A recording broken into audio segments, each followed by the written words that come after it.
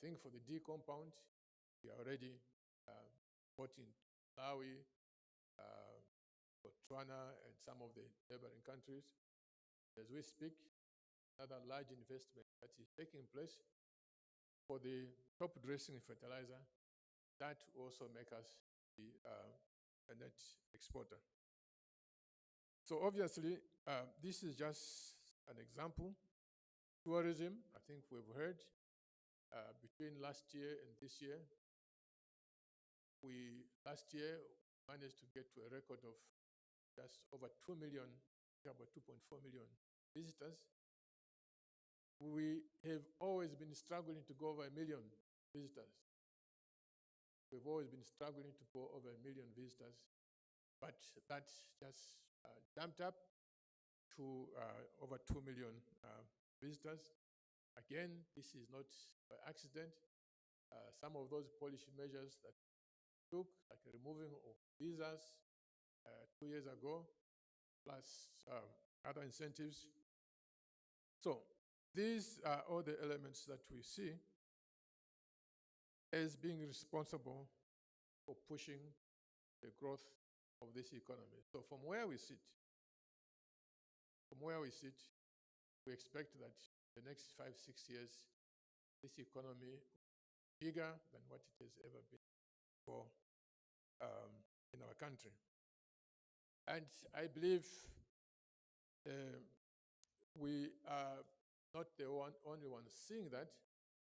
Some of you may have seen a caption a few weeks ago where I think, was it the World Bank or the IMF, we are listing countries that are projected to grow strongly in the next few years.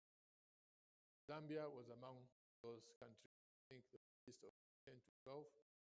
Zambia, at more than 6% growth, was one of those countries that was expected to. So in short, what we see is significant improvement in the economy. Of course, we must always do more because the challenges are great. And the challenges that we face now, this is something that I think the economics profession doesn't talk often in our country. One of the challenges that we face is the rising population. 2010, thereabout, the population of Zambia was only 13 million people. Today, the population of Zambia is more than 20 million, just over 10 years. 20 million people. The number will always be getting bigger and bigger if we go by the rate at which we are producing children. The number will only get bigger and bigger. It will not be long before we get to 30 million, 40 million. This means that the challenge of getting the economy to grow even faster is bigger. Because otherwise, what are we going to do with all these young people who are coming in the labor market? All these young people who need to go to school, all these mothers who need to go to the clinics. So the challenge of getting the economy to grow can never be emphasized enough. We must all gather around. We must all commit ourselves to doing everything that is required to get the economy to grow. Certainly, on our part as government, that is priority number one. Priority number one, economic growth. Priority number two, economic growth. Priority number three, economic growth. Otherwise, swallowed up by social upheavals. So, we will continue with the reforms. I know sometimes we are accused of being slow. That is correct. But I think we also have to realize that these changes, we have to carry society along us, explain, because you see what happens, even when you merely change the currency, there's a lot of debate. Yet this change is something that is bringing inconvenience to the citizens, but there's a lot of debate. So we need, as we move forward, take society with us, do certain things. People may get angry, but our job is to explain why we are doing those things so that they understand that these things are only for their own uh, good. And this is not unique to Zambia.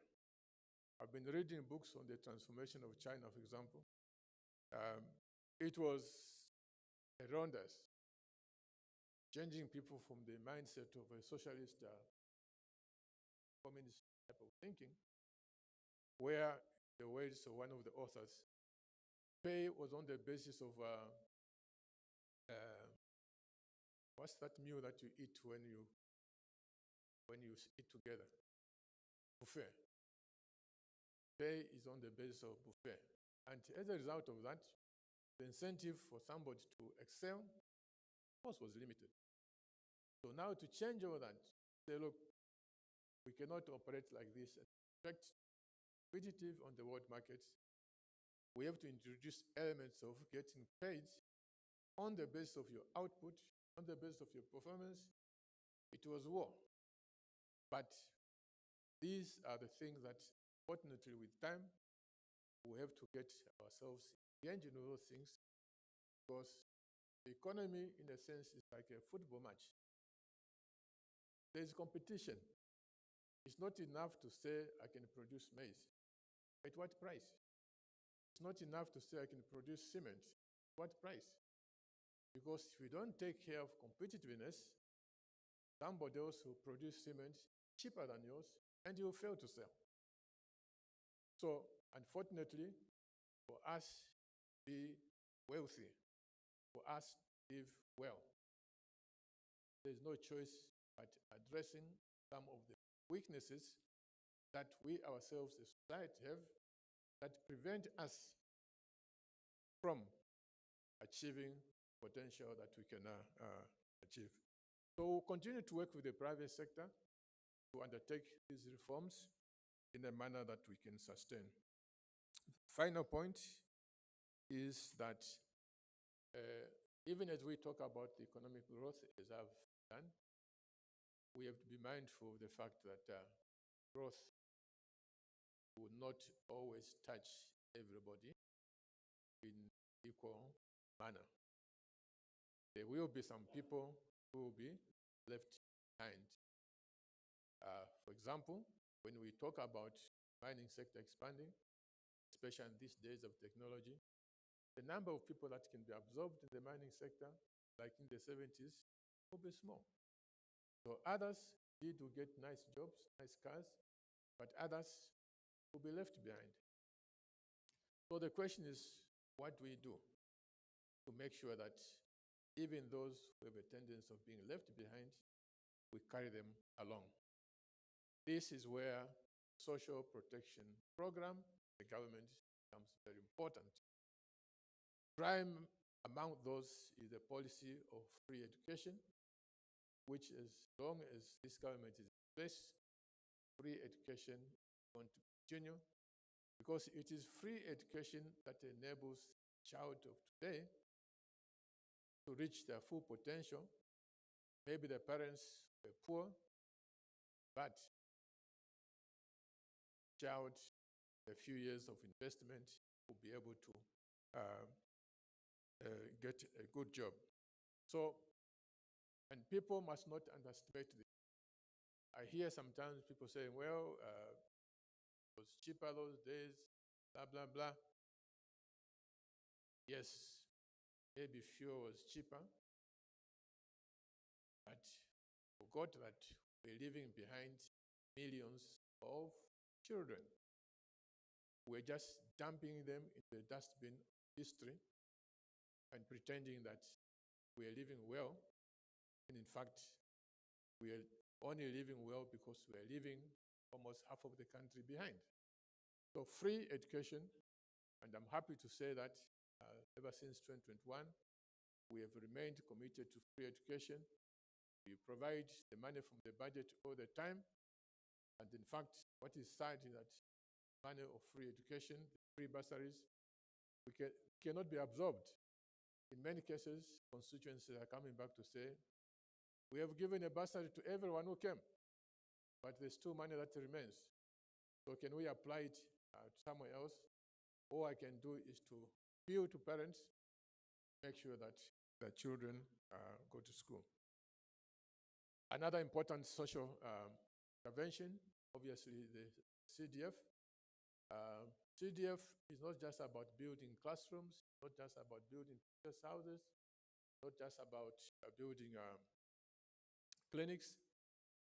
The rural economies were devastated the last since independence. They were left behind. Today, if you go to these small towns like Kasempa, Kalabo, Akatete, and so forth, the business people there who are selling cement, who are selling iron sheets, who are selling window frames, the local carpenters who are making desks out there in Minga, out there in Porokoso, you can see that the rural economies are actually coming up. So, yes, it is a social intervention, but at the same time, it is helping to uplift the living standards of the people in the rural areas. Finally, I want to say that here in the urban areas, obviously, take time to absorb everyone into a job, because jobs take time to create. They are being created, but not at a pace fast enough to be able to absorb everyone. So what is being done to help to bring these people together? Social cash transfer, we have remained very truthful to that, so that the elderly, the physically disadvantaged, and others can also have some kind of livelihood, small as it is. That program of social cash transfer continue so that we carry everybody along. Of course, when there's a drought, as we had last year, cash for work, so that young people who have the means to be able to work, they can work. So I thought I should share with you some of the high-level perception of how we see the economy going. My colleagues will now come and provide further details, especially on budget execution, debt restructuring, and of course the reforms talked about earlier on. With that, I wish you a good day. We look forward to the discussion. And of course, sometime in June, we'll meet again. Thank you.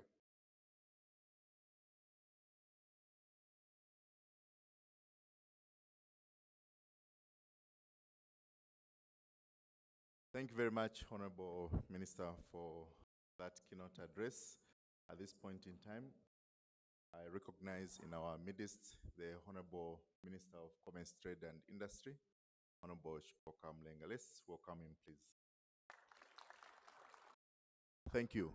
May I invite the Secretary to the Treasury to proceed with the presentation.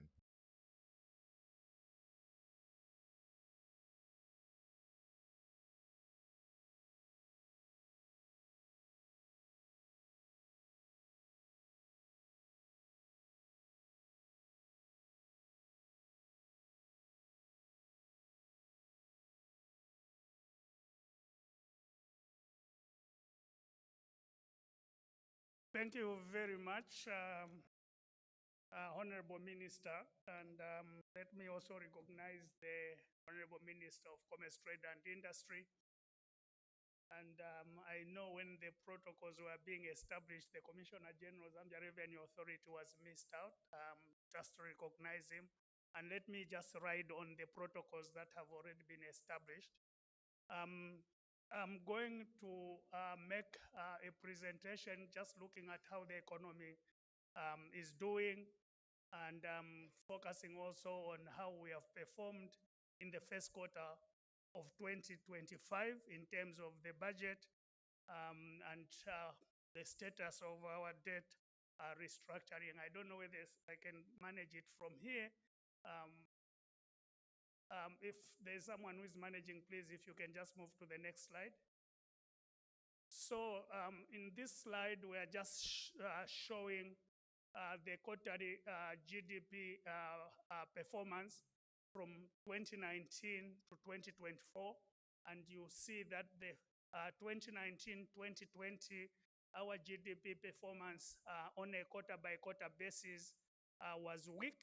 And 2021, our GDP performance on a quarter-by-quarter basis became strong. Now, we economists always prioritize macroeconomic stability. And the reason we prioritize macroeconomic stability is to ensure that when we have got an exogenous shock, the economy should still contain that shock. When we see in 2019, 2020, we had an exogenous shock that brought the growth down. Even if we go back to 2015, when we had a drought, we were growing at above 6%. We then reduced immediately, and then we started going down. Even when we go back in the years and we saw that we had these challenges, we always had a challenge with economic growth.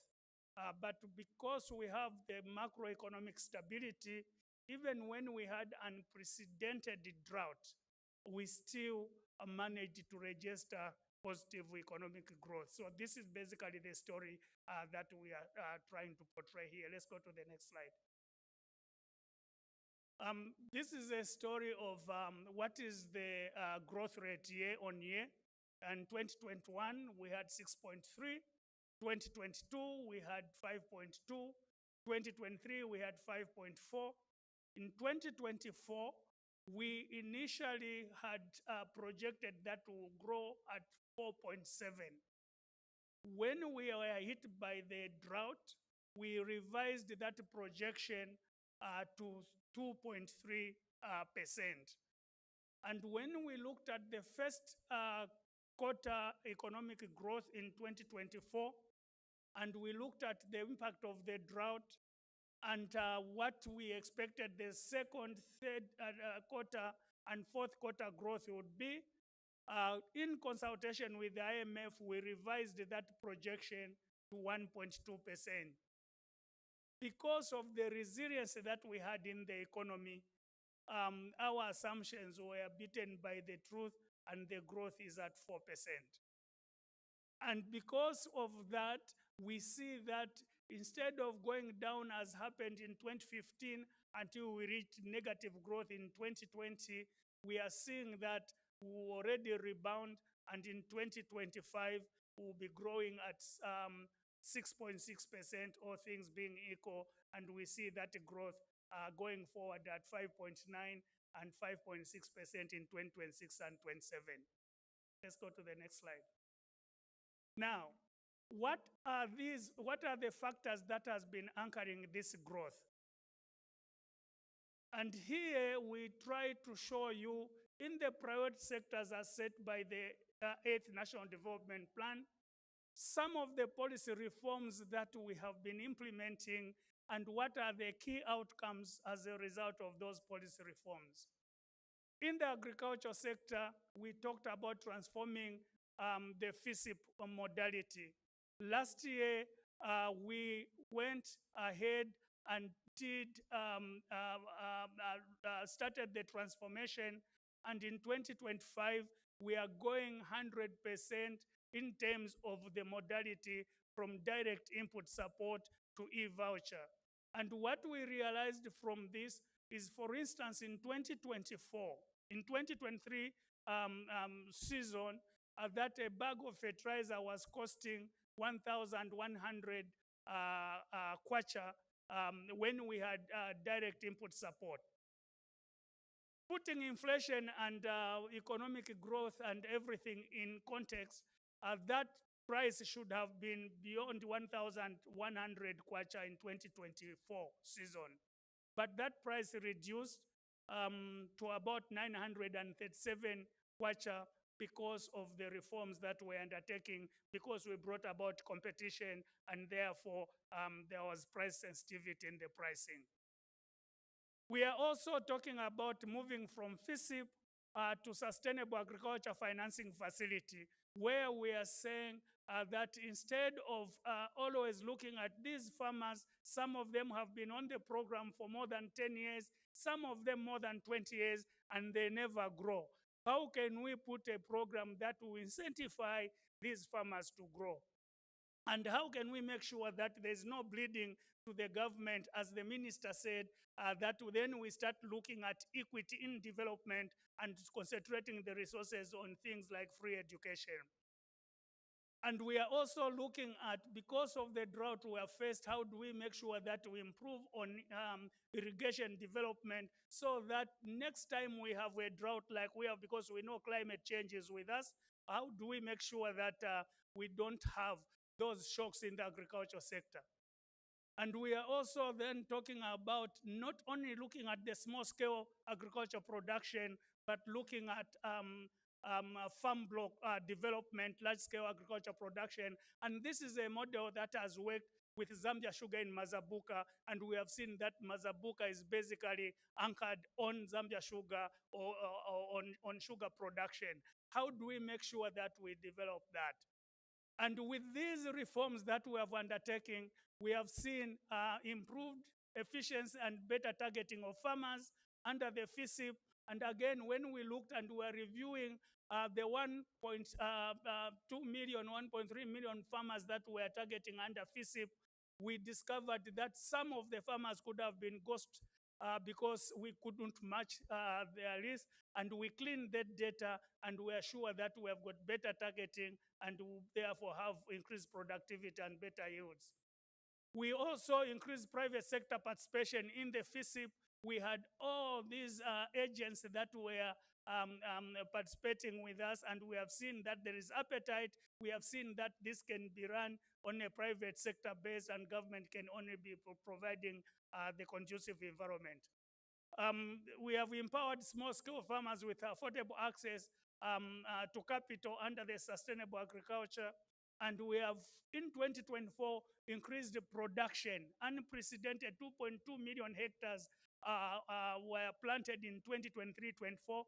However, we had this drought that affected us. So maize production would have started in 2023, 2024, but we are impacted, but we are seeing the recovery already. And on the right is just a graph that is showing us how the agricultural sector growth is recovering from 20.5% negative in 2023. It is going to 9.4% negative in 2024, and we expect that 2025 going forward, it is going to be positive. Let's go to the next slide. This is the mining sector outlook. Again, the same thing. What policies did we put in place? Stable and predictable mining regime. We are doing the geological and geophysical mapping so that we can be able to know where our minerals are, and we can then be able to refocus formulation of small-scale mining, and we have resolved the challenges in KCM and Mopan, and therefore bringing on the board to help us and to increase productivity.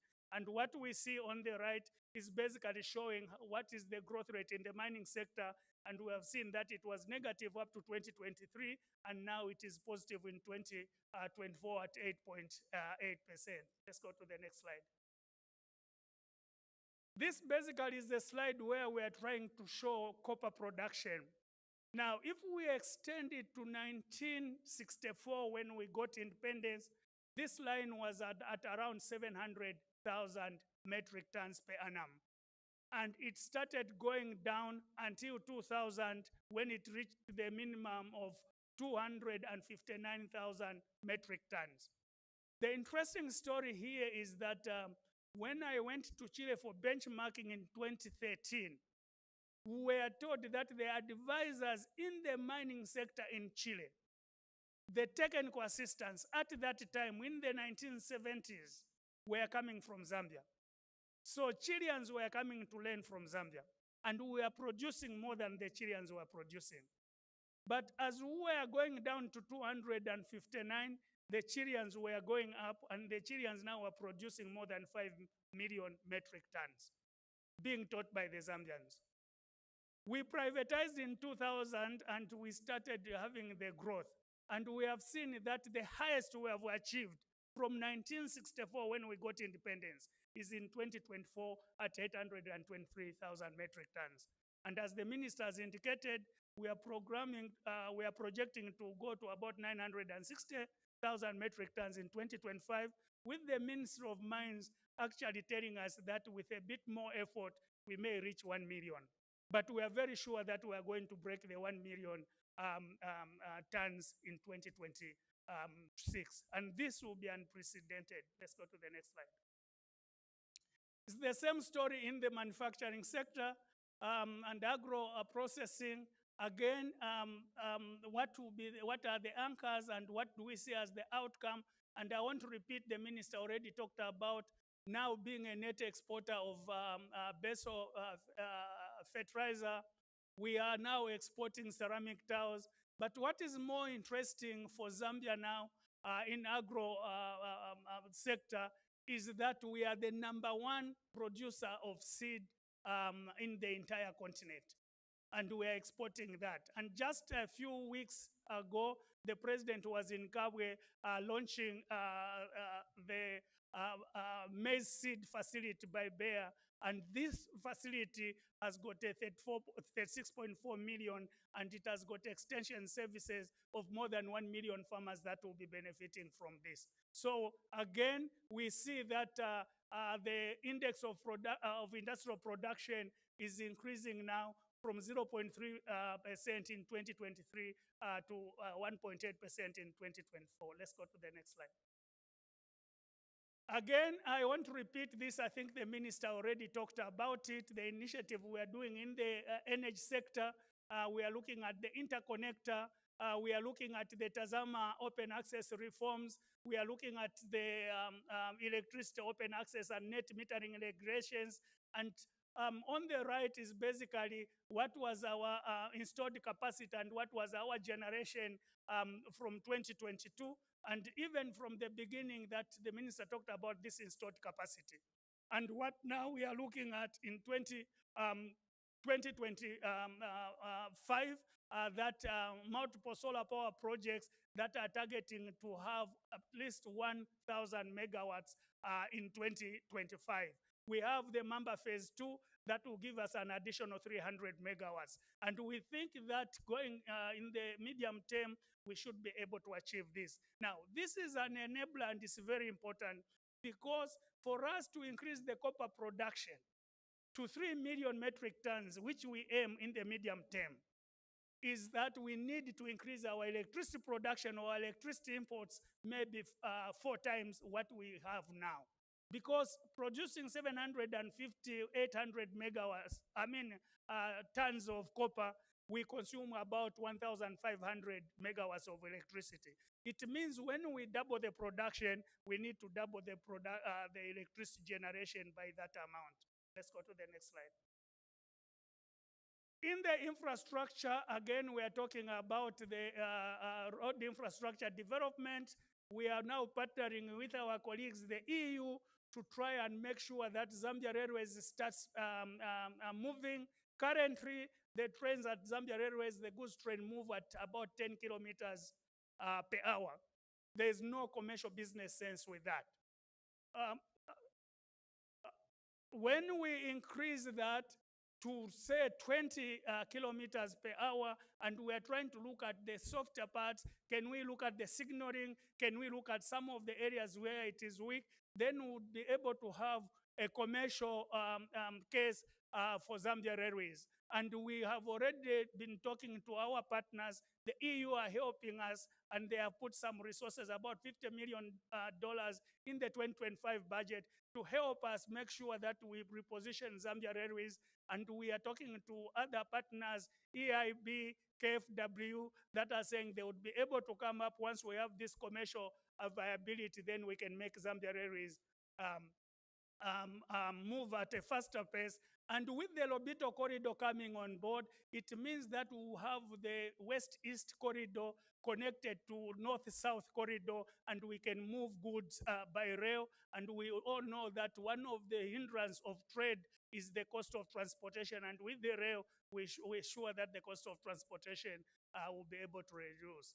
We also have a program that we're working with the MCC, the Millennium Challenge Corporation, that is looking at opening up the agriculture sector. And we are now in the process of implementing this program. And we are very sure that by the end of this year, this program will come on board and it will open up some agriculture areas for increased productivity. Let's go to the next slide. On the governance sector, we are also undertaking reforms. One of the major reforms we are taking is digitalization of government services. We are also looking at decentralization so that we take the powers to the people. We are looking at both deconcentration and devolution. Deconcentration, where we are using the CDF as a way of making sure that the people in the constituencies are the ones responsible for their own development. And devolution, we are working with the local government authorities, and we have some projects with support with the World Bank to increase the capacity of the local government authorities for them to be able to undertake this. We are also looking at public debt management and ensuring that we not again in the future become unsustainable. We are also moving on the anti-corruption measures. And on the right is just a graph that is showing us, as at 2024, where do we stand in terms of the corruption perception index.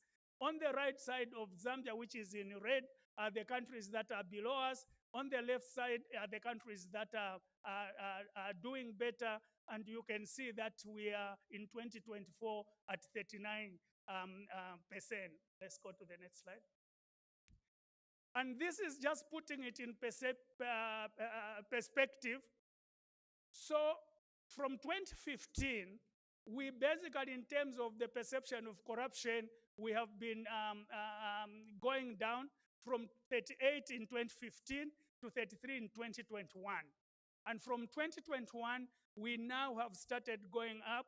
And obviously, if you are an economist and you drew a trajectory, normally the trend will continue unless there is a policy intervention. And we can see that in 2021, there is a policy intervention and the trend starts going up.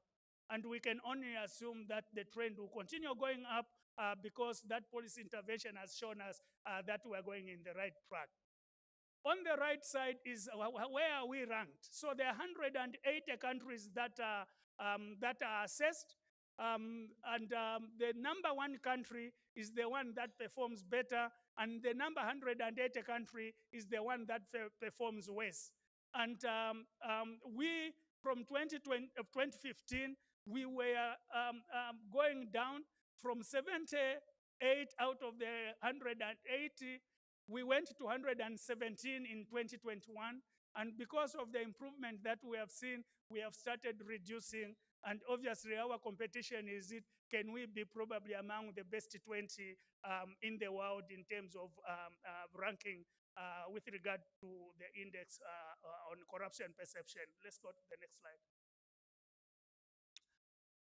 This is a slide that if you read when the colleagues from ZAMSTAS produced their report, they were showing us how the economy grew by 4%. And I won't go into details because they are here, they are going to make a presentation. But what I want to show is that we see that this slide from March 2024, that month on month, inflation has been increasing. And when we reach February 2025 and we're going to March 2025, we start seeing a tip. Inflation has started decreasing. And given that we are now expecting the harvest and most of this inflation has been food inflation, given that we have the harvest that we expect to be bumper, we expect that inflation will continue dipping, and probably the governor will make some comments at some point. But in our projection, we are very sure that we can come to the band of 6 to 8% probably by the end of the year. Let's go to the next slide. Let me now just give you a highlight of our budget performance in the first quarter. You remember that the minister presented a budget of 200 217 billion kwacha for 2025. And of that 217 billion kwacha, we did then project that to raise revenues of 44.3 billion kwacha, and that expenditures would be at that same level, balancing. Obviously, that 44 billion kwacha comprises of tax revenues, non-tax revenues, grants from our cooperating partners, and the financing. And we projected that to have a financing of 6.2 billion in the first quarter. And in terms of the performance, in the first quarter, our total resource were 45.7 billion, over and above the target by 1.4 billion. And our expenditures were below at 43 billion.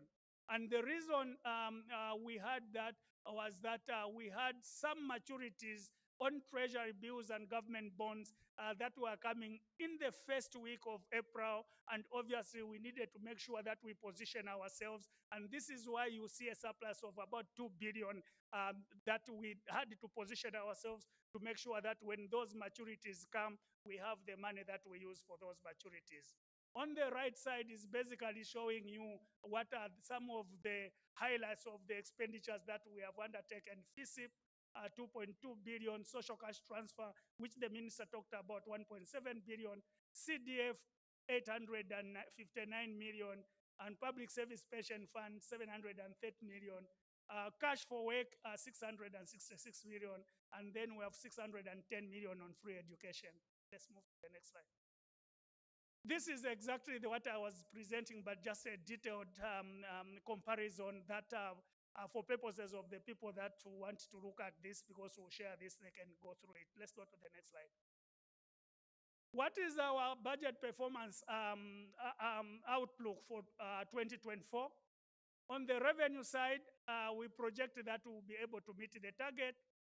And obviously, this is anchored on the assumption or on the understanding that we are increasing the mining production, as already talked about. We are also looking at prudent policies and reforms, and looking at decreasing the shocks by making sure that we are insulated through stable macroeconomics. And then on the expenditure side, obviously, following the successive restructuring of our country's debt, external obligations are likely to be higher because I will explain that we'll be reaching most of the agreements, we'll be signing most of the agreements probably in the first half of the 2025.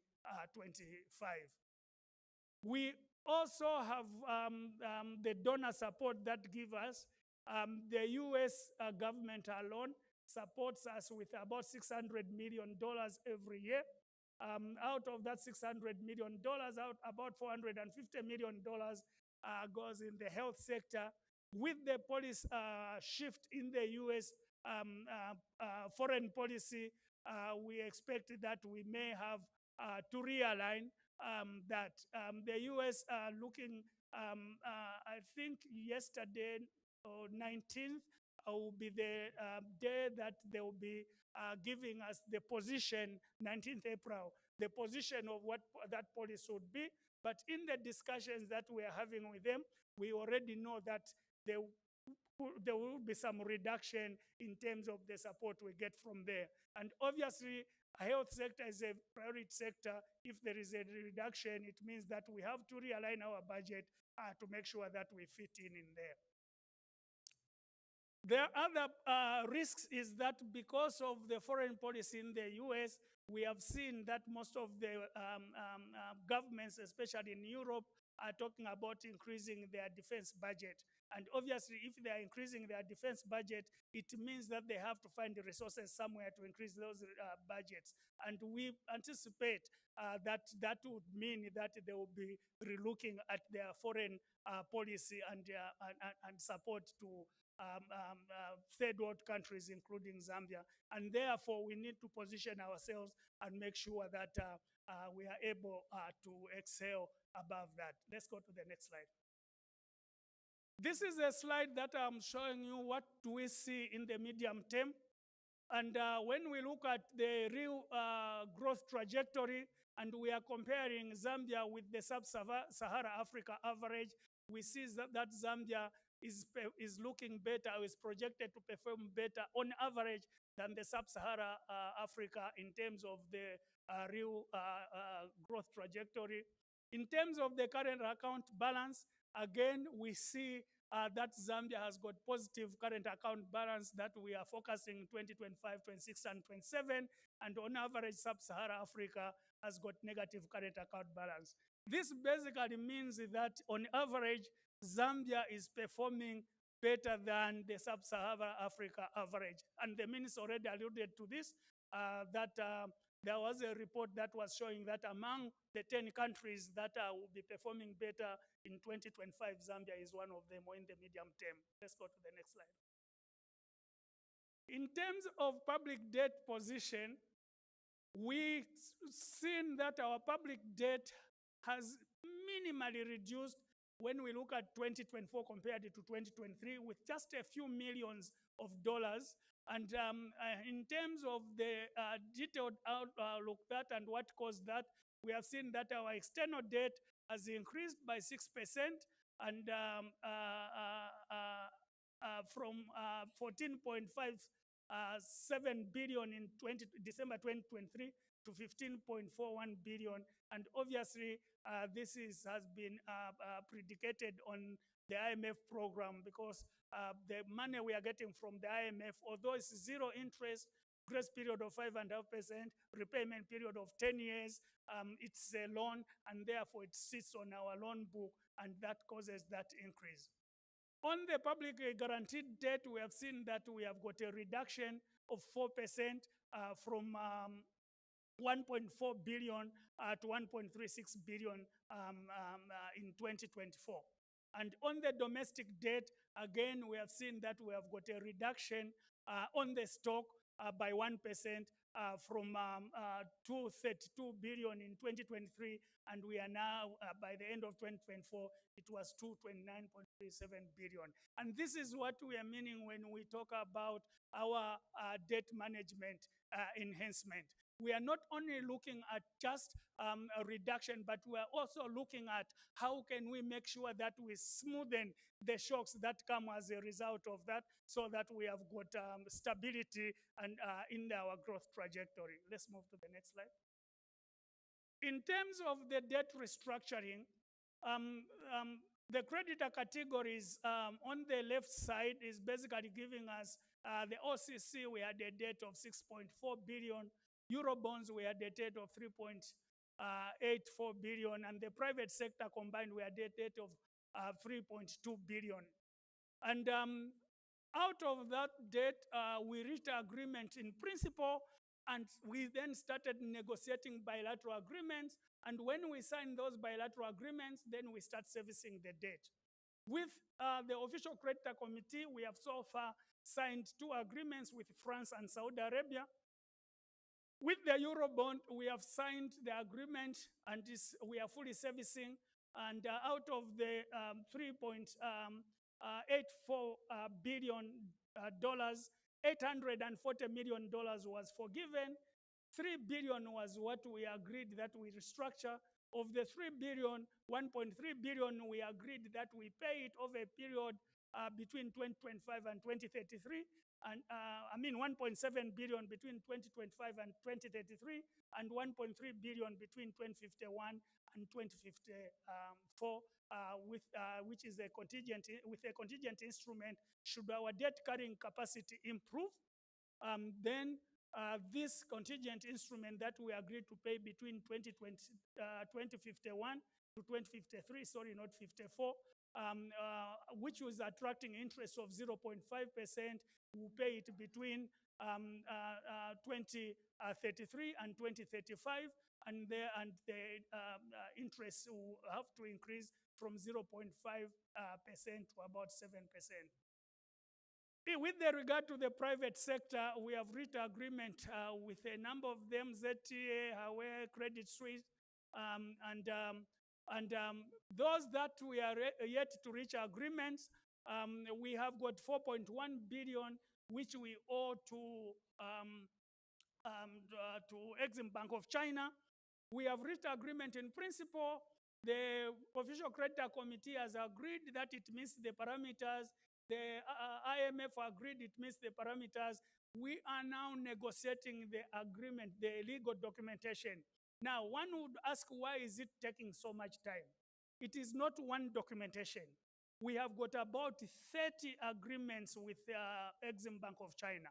We need to agree on each of those documentation legally. And the legal process, you know how long it takes. So that is the reason, principally agreed.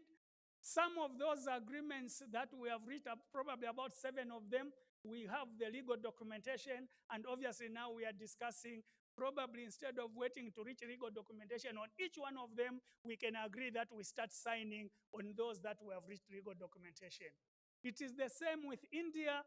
We have reached agreement. I think we have got about 19 projects for which we are negotiating. With India, I think we have reached all the legal documentation, and what was just remaining was the Attorney General's opinion that Attorney General has issued. Initially, the Attorney General issued one opinion, and they did that. They wanted an opinion for each of the projects, and the Attorney General has done that, and they are just reviewing those legal opinions. Otherwise, the documentation is already agreed to.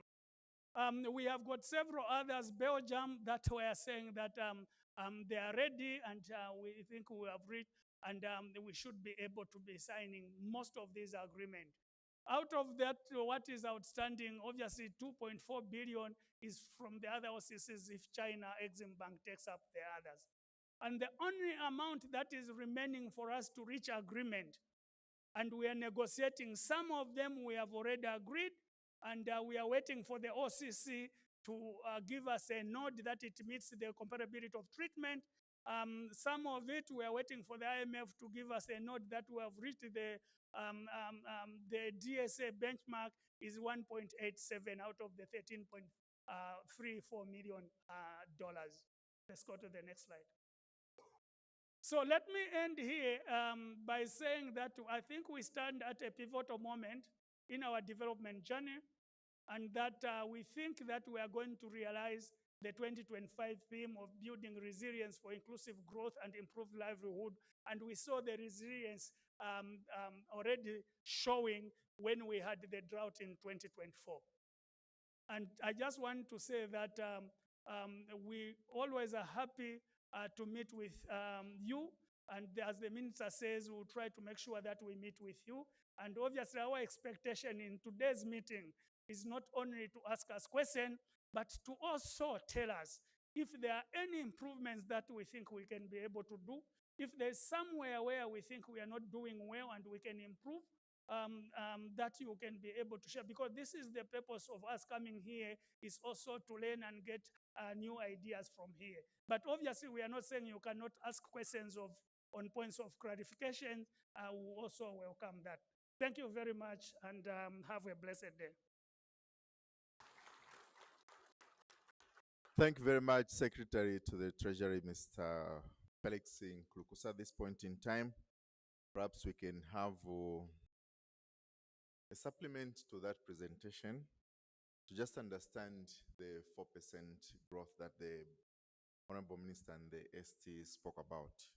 So give 10 minutes to the Acting Statistician General, Mrs. Shilam Denda, to just give us a presentation so that we have an appreciation in case there are some of us who are lagging, how that got about. Let's encourage her, please.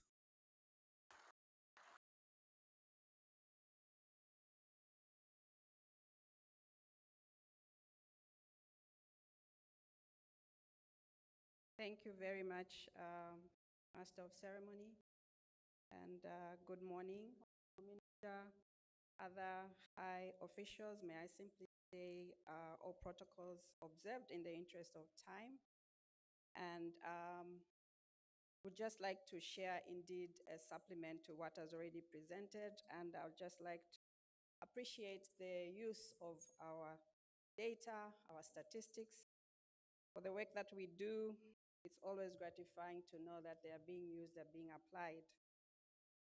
So if we go to the next slide, basically our presentation is just to provide some insight into Zambia's economic performance with regards to the gross domestic product for the fourth quarter 2024 and the year-on-year growth, and outlining some key factors driving these factors. As has already been alluded to, our quarter 4 2024 GDP grew at 8.6%, and this represents the highest growth in the 2024 in terms of quarters. You may wish to note also that this pattern is quite similar to 2023 in terms of the quarterly growth. And these represents an increase of 0.8 percentage points from 7.8%, right? So now we unpack the 8.6% growth that was registered in the fourth quarter.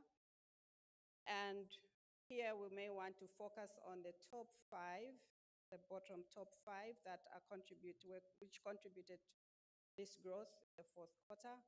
We have information and communication, posting a growth 3.9, mining and quarrying 2.1, agri and fishing, as we can see.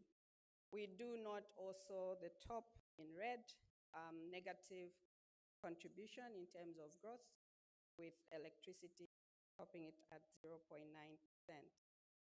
When we look at the top industry expansion in terms of quarter 4, that's on my right, the little graph there, we'll see that agriculture grew the most at 27.6%, followed by information and communication at 27.4%, is on year.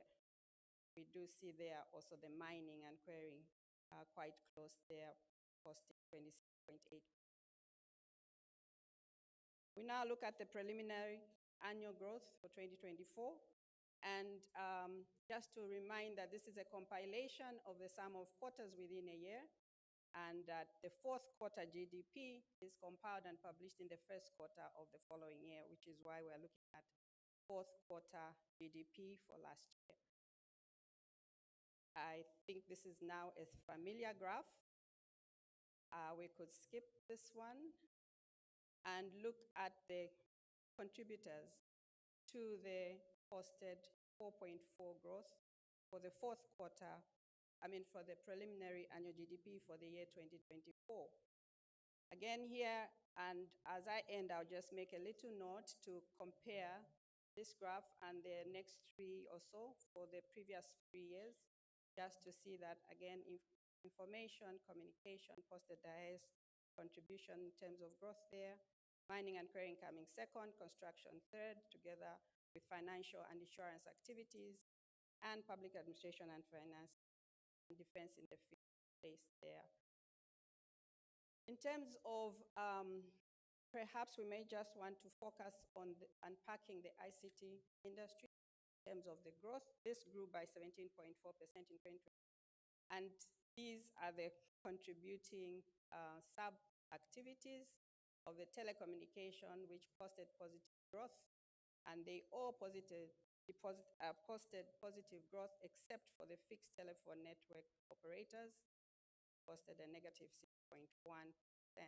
So we see there the internet service providers posting the highest growth, followed by the mobile network. We now look also at the previous 3 years, just to see how this fares against the 2024 preliminary GDP that was posted at 4%. Here we see the top 5. Again, we see ICT posting the first growth there. Financial and insurance activities, accommodation, food services, education comes on board. And in terms of the negative, and we may want to just keep track of the negatives, I think there should be 2 or 3 at the most, even in the next 2 slides, just to see the comparisons, and I'll speak.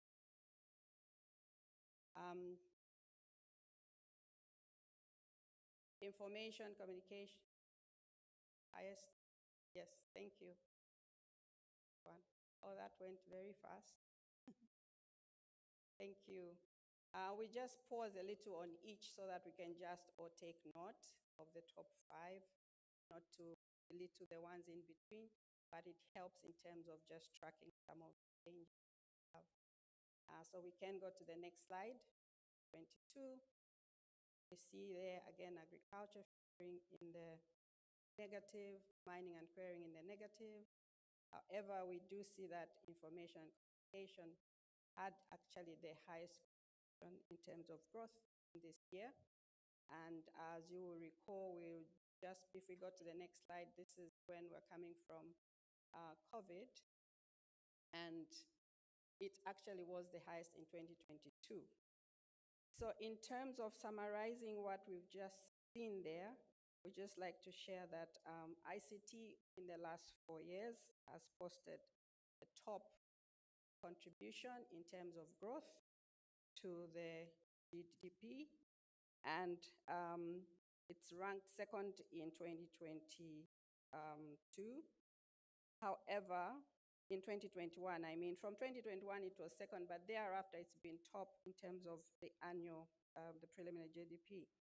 And then we also note that education, which posted a negative contribution of growth to the growth in 2021, posted growth in 2022, and up to 2024, it's been showing a positive trend. Mining, which posted a negative growth in 2021, has also moved to a positive and now ranks in the top 2. And the next one would be electricity, which also has shown positive growth. If we go backwards there, we saw how it has moved. And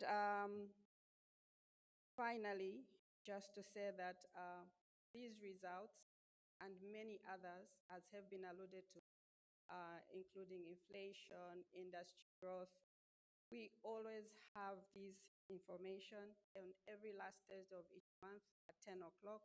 We have these latest statistics. We would just urge that you follow us or indeed be part of this information so that we can indeed grow to a data-driven economy, as has already been. I thank you. Thank you very much. There we are. Several issues talked about, but one interesting factor for me is the improvement in education. Those days when I used to do cultural modeling, I would say the reason is because of the CDF. That's the reason. Free education. That's the reason. That indicator is improving. However, it is my honor and privilege at this point in time to call upon the Permanent Secretary, Planning and Administration, Mrs. Prudence Kauma, to come and give us just some update on the National Development Plan, Earth National Development Plan. After the PS's presentation, then we will transition into a panel discussion. You may proceed, PS. Thank you. Honorable Minister of Finance and National Planning, Honorable Minister of Commerce, Trade and Industry, other high-level officials present here, may I simply say I ride on the protocols that have already been established. My presentation is on key highlights on the implementation of the 8th National Development Plan. We are all aware that as a country, we have the National Vision 2030 with very ambitious aspirations to move the country or transform the country to a middle income status, and to ensure that our economy transforms and our society transforms. So the 8th National Development Plan is a medium-term plan that strives to drive us towards the achievement of those high-level development aspirations. I want to delve on the outline, but I would like to just present to you the slide that is on the screen that shows how the 8th National Development Plan is outlined. As you are aware, its theme is socio-economic transformation to improve livelihoods, and it has 4 key result areas, and the anchor being to ensure that we have economic transformation and job creation. The next slide, please. In terms of the clusters or the key result areas, we have 4, as I mentioned, and the economic transformation and job creation cluster is the first one. Overall, in terms of performance in 2024, we were at 62% of the targets. And this implies that the country is on track to achieve the targets despite the risks that the country is currently facing related to the impacts of climate change, which, as you know, greatly affected this outcome area. Move on to the next slide. Some of the key developments under Cluster 1 or Key Result Area 1, some of the main support areas that were provided include supporting growth in the agriculture sector through the use of agriculture credit window, and as I already alluded to, so that 10,348 farmers were supported. This was an addition to the over 1 million farmers that were supported under FIS. And we see there the amount of investment that the country put in to support this program in terms of helping to grow and transform the agriculture sector. We also had another key game changer program, which was support towards the growth of early maize. And here, so that we're targeting to at least reach about 83,000 metric tons. And we see that that was, we were supposed to achieve about 146,000 metric tons, and we had at least 80,000 metric tons out of that program, which was a novice program, and we see how best we improve going forward as the years go on. Move on to the next slide, please. I want to bring to the attention of the House that the government is actually supporting agriculture development through promotion of irrigation agriculture.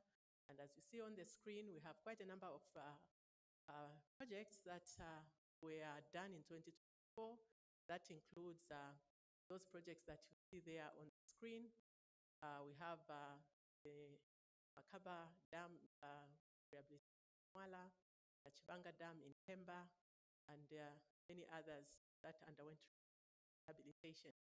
And we also have about 5 permanent weirs which were done in Chinga and Northwestern provinces, really showing that there's a good drive towards transformation of agriculture away from the rain-fed dependent agriculture.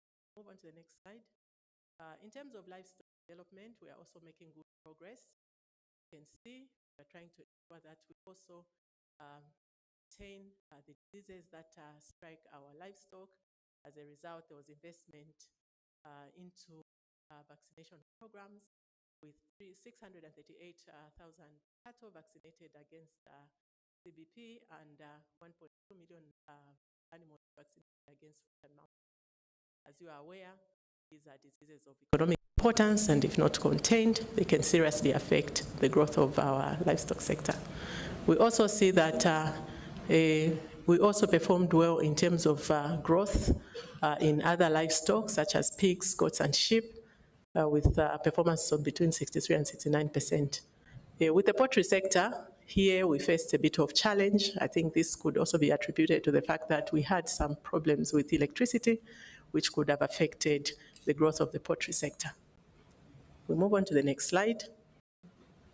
We already took note of some of the projects that are ongoing under mining, and the 8 NDP outlines some of these as some of the key drivers to the growth in the mining sector. We have seen that government is investing highly in ensuring that we have high-resolution aerial geophysical surveys, and the phase 1 was launched in July 2024, covering 5 provinces, and so far we have seen that 73% of this work has been completed, and we see that this work is very important to attract exploration investment. We also are supporting structuring of the artisanal and small-scale mining with 230 gold cooperatives established, 86 non-gold cooperatives licensed, and these are significantly above the targets that were set out in the 8 NDP. We are trying to boost local participation in the mining sector and also to curb illegal mining. We also, I think, heard from the previous presentations that the country is rebounding in terms of large-scale production, and there we saw the Konkola copper mines relaunched in August 2024 after reaching agreement between the government and Vedanta. And this project is envisaged to provide a big investment there, around 1.3 billion, is expected to be invested with over 2,000 jobs created. And we also know that this is also expected to contribute to our copper output increasing. We also saw other copper mines commissioned or reopened. We have the Kitumba in Mumba, the Kasenseli in Mwinilunga reopened, the Kalengwa mine in Mfumbwe, and Shaft 28 in Luansha. The next slide, please. Moving on to the tourism sector, we have seen that we are also on track in terms of the programs that we are investing in the 8 NDP with regard to tourism. We have so far in 2024 done 414 kilometers of loop roads in national parks. These were rehabilitated on target. We also had 1,562 kilometers of access roads to tourist sites upgraded to climate resilient standard. And this was above the target that was set of 840 kilometers. And this has really helped to open up the tourist sites. We see that in 2024, about 1.8, almost 2 million international arrivals were recorded, which is a good performance because we didn't anticipate that we'd get to those levels. We are also making good progress with regard to domestic tourists. We had around 530, 110 domestic tourists visiting our various tourism sites, which shows that the economy is on track to support the growth of the tourism sector as one of the drivers of the 8th National Development Plan. The next slide, please. Our manufacturing sector is also performing well. As we can see, the 8 NDP has set out to support value chains development. And we see that in 2024, 4 mineral beneficiation value chains were established, 12 crop aggregation centers were set up, and these were in southern and northern provinces. And also 5,985 farmers were trained in processing and packaging of various crops in northern province. So we can see pictorially there that these are some of the products that are coming from the local manufacturing sector. We can see there's a brand there called Tuwemi cooking oil, which is produced locally from some of these value chain development programs. We can also see down there, cassava processing is happening and packaging by the local people. And this gives good hope in terms of growing the local manufacturing sector. The next slide, please. What are some of the enablers for this? We have seen that there's been high investment in skills development with over 119,570 youths trained in skills and entrepreneurship via the TVET programs, as well as the youth resource centers. And also in terms of supporting technological development to support value chains and growth of manufacturing and e-commerce, we see that 73 communication towers were built, and these were above the target of 15 anticipated, and this has expanded mobile and internet access to support e-commerce and trade. Other enablers, we have seen that 19,250 connections were added to the national grid, including 8,390 rural connections under the Rural Electrification Program. Next slide, please. This is under the human and social development. We've seen that we are also on track despite the realignment of the budget last year in 2024 to respond to the drought. 75% of our targets are still on track. We move on to the next slide. We see that what are the key enablers under the education sector. We had 6,467 teachers who were deployed to various primary and secondary schools. We had 4,305 girls re-enrolled in school after pregnancy or child marriage. We had over 52,000 students benefiting from loan, bursary, and TVET support. So we also had 9,223 SMEs and informal sector operators trained in various skills. And we also had 24,523 women trained in life, business, and entrepreneurship skills. Under health, we are implementing the first 1,000 days program, where 38 additional districts were enrolled to improve early childhood and health and nutrition to support health outcomes, especially around children below the age of 5. We also had 67 informal establishments registered under the Employment Injury Scheme.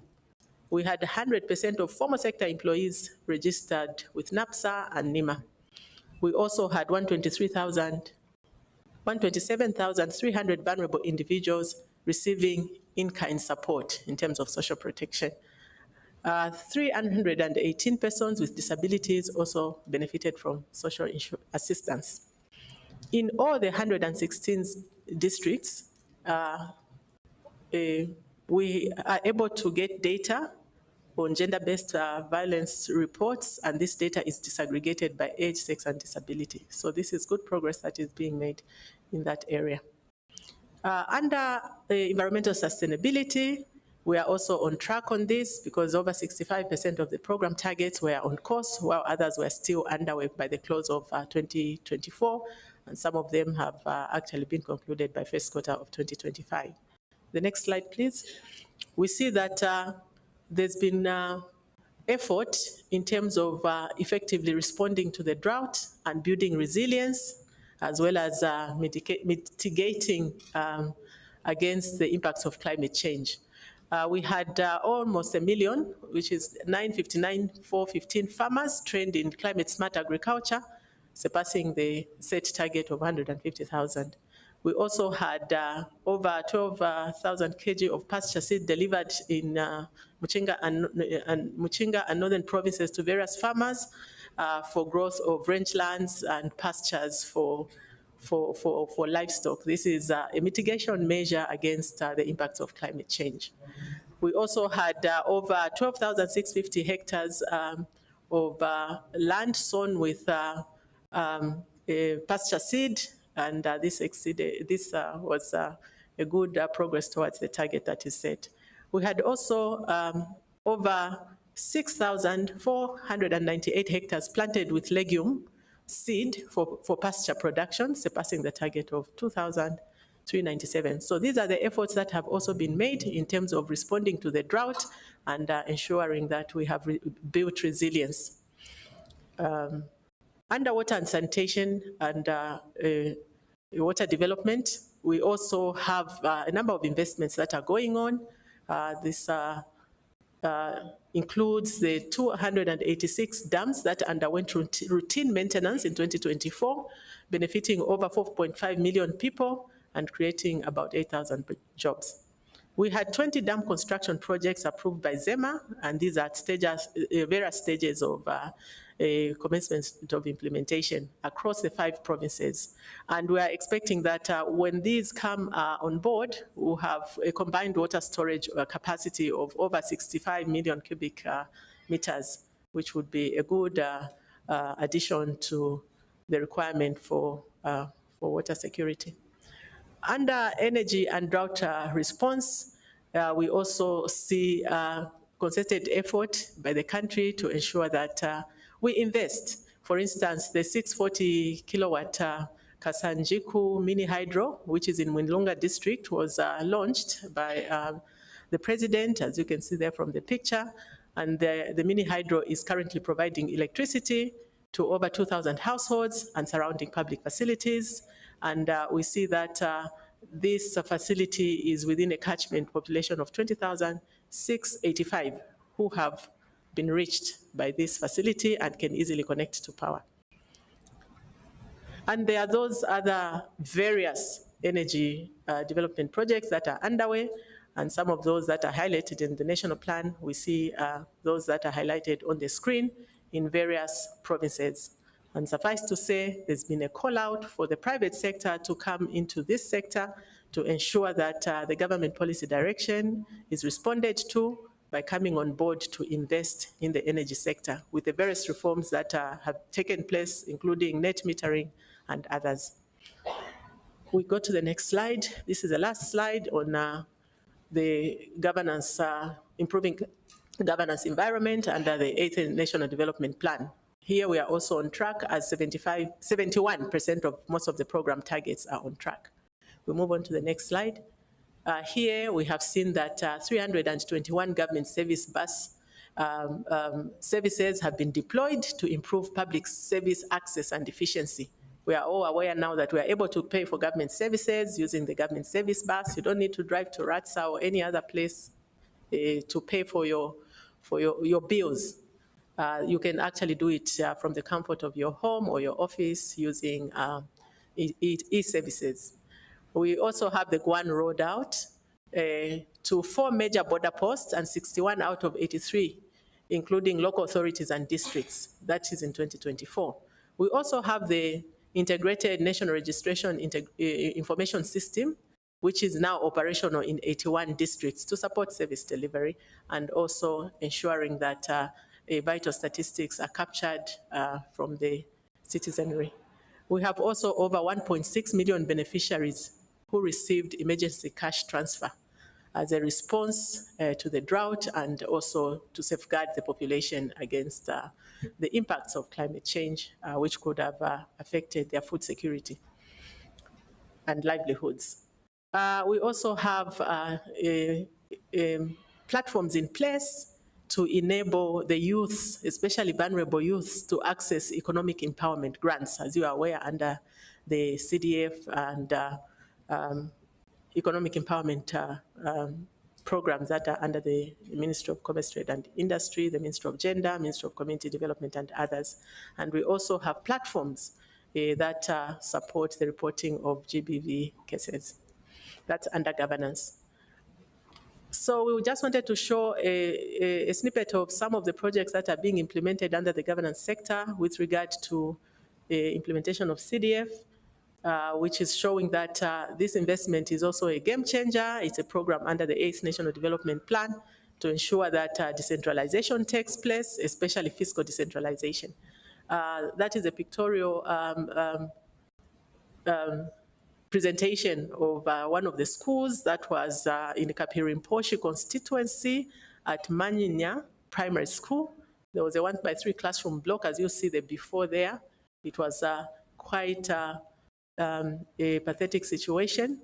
And with the CDF and within just a short period of time, we had a modern structure constructed and others are also in the pipeline. Next slide, please. We also see that in Sikongo district there at Simbu Primary School, there was a rehabilitation of the existing classroom block that was quite dilapidated. And if you look at the picture below, we see that that's now a conducive learning environment for our learners. So there's really something good coming out of this decentralization that's happening at the moment. And we can also see there in terms of also improving sanitation, that was in Chembe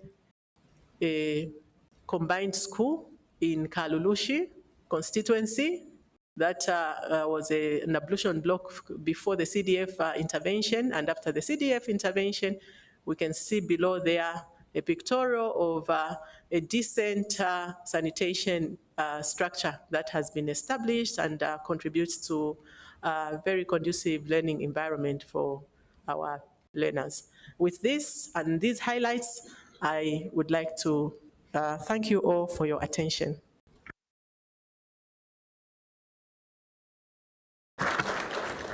Thank you very much, PS, for that detail to the issues that were discussed by the Honorable Minister, the Secretary to the Treasury. We are going to be doing this quite often. This information is available. I think we've been a bit slow in terms of bringing it to the public. We are keen to step up, and for those of you who are on our platforms, this information has already been shared, but you can also visit our website. You'll find the information there. At this point in time, it is my honor and privilege to hand over for the next 45 minutes the process to a very distinguished citizen. We usually see him on Sundays. We enjoy your time with him. But today is here with us, Mr. Gervasio Zulu from ZNBC, to just take us through the next part of the process. Let's welcome Gervasio, and I hand over to him. Thank you. Thank you, Mr. Kandeta, and thank you all for being attentive. It's now time for our panel discussion, and our theme this morning is anchored on building innovation, productivity, competitiveness, and resilience for inclusive growth and improved livelihoods. Who do I have on the panel? Honorable Minister for Commerce, Trade and Industry, Mr. Chipokamlenga. Sir, welcome to the panel. We also have Mr. Sokwani Chilembo, Chief Executive Officer for the Zambia Chamber of Mines. Nice that you could join us, Mr. Chilembo. We also have, after Mr. Chilembo, we have Mr. Leonard Mwanza, who is the Chief Executive Officer, Bankers Association of Zambia. Sir, welcome. And last but not the least, I have the Director General for the Public-Private Sector Dialogue Forum, PPDF, Mr. Andrew Chipwende. Sir, nice to have you. Well, I'm hoping that depending on how we manage the time, we can pick one or two questions from the auditorium, and we could have answers for this specific panel before we go to the other question and answer session. But before we do that, let's have a look at two videos prepared by the Ministry of Commerce. I don't know if our IT team is ready.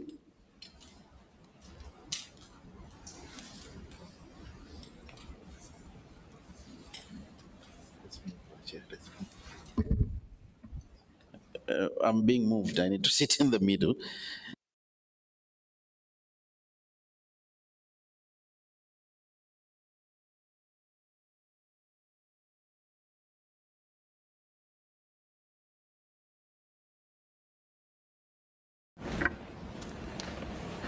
Our IT team, are we ready with the two videos, or do we proceed with our conversation? We could proceed. We'll come back to the videos. Thank you. Let me start with you, Minister of Commerce. I want to throw a spotlight on you.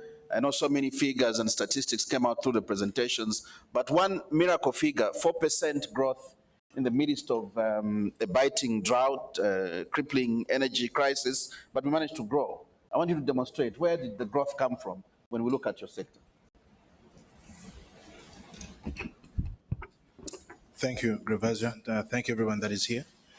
Indeed, it's a good question when you look at our sector, and that's the reason why we wanted to play that video. Hope we'll do it. Okay, thank you. The first thing that government did was to revise our investment, trade, and business development policies. In the past, investment was only centered in Lusaka, or should I say in places that we called rural communities, exempted away from that. And I want to thank every member of parliament that authorized it to go through parliament and be amended as a bill in our country, or revision of our investment policies. Through that, we have seen reinvestment in the industrial sector. Number one, while we still had a drought, I'm sure in the presentation you saw what we have done a lot in the Ministry of Mines, getting Mopani, Konkola copper mines to productivity. And during this same drought, we ramped up our productivity. And other than that, we looked at other industrial sectors that we could support to bring contribution to our GDP. That's where we've got the capital fertilizer companies. If you may know this, we have been a net importer of fertilizer for many years. But now we've invested about $940 million in the production of D-compound and urea. So we are now not importing fertilizer. And in the last year, we had also started exporting fertilizer to Zimbabwe, Tanzania, the DRC, Botswana, and Malawi. So all these exports are contributing to the growth of our GDP. Beyond that, Zambia for over 30 years has not been producing car batteries for ourselves. We've been importing all these. So last year and beginning this quarter, we've started producing our own car batteries now. And it is happening in Chiwombo with an investment of almost $30 million, which has created about 125 direct jobs. So this alone itself is a contribution to that. Then more to the industrial sector, our vision as a government is to see that by the year 2032, we should begin to be the leading exporter of electric cables in the southern region. So we've gone to invest more in this sector, growing the production capacity of Newcamp and Zametha, and attracting 3 more companies that are, one is set up in the Chinika industrial area, which is Uniflex, and others in the multi-facility economic zone that are contributing to the value addition and creating hundreds of jobs that have come on board. And beyond that now, we've also ventured into the steel sector. There's a company that we are calling Diligence Verocious Development Company, which is a PDV. It's based also in the economic zone. We are now beginning to develop steel for ourselves from the scrap that we had and also from the iron ore that we have, and limiting the number of imports, but also beginning to look at markets around the region where we can export. So there's been heavy investment in the industrial sector so that we can have dependency on ourselves in a very resilient manner. Thank you. I can see that our video is ready. Maybe we'll get to the video and then get back to the minister.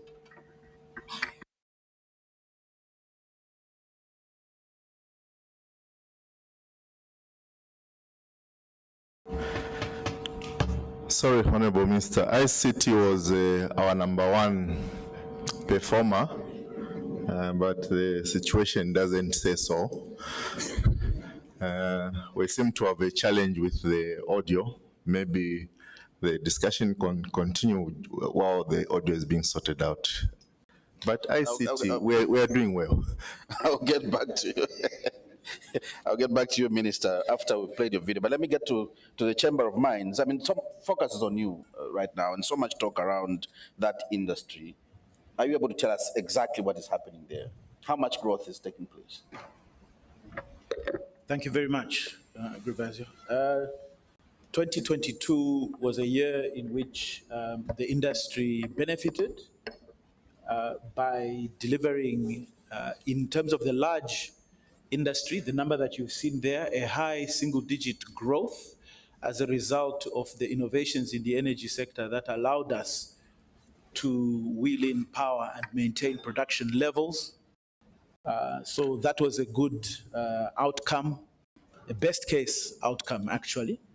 And then above and beyond that, we saw additional volumes according to the statistics from the Ministry of Mines, which we can really attribute to the inclusion of other players in the sector outside of the large producers in the Chamber of Mines.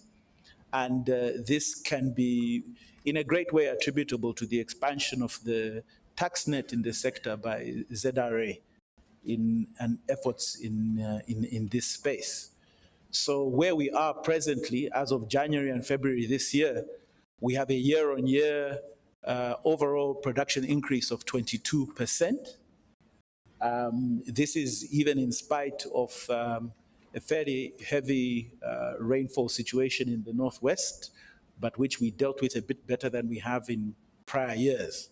So we would basically look to deliver a similar outcome within the large-scale membership as we did last year, and look to further operational efficiencies from the regulatory authorities to include more players in the value chain, in the tax net, and to increase their contribution via a tightening of regulation in the sector.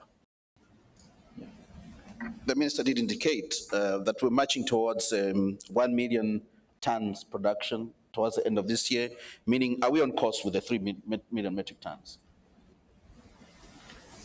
In the context of meeting the million-ton milestone, there is great opportunity if we maintain the production growth momentum of last year, and if through increased enforcement and compliance across the sector, I think the 42,000 tons that came from non-large-scale producers can be built upon and bring us to the million-ton milestone.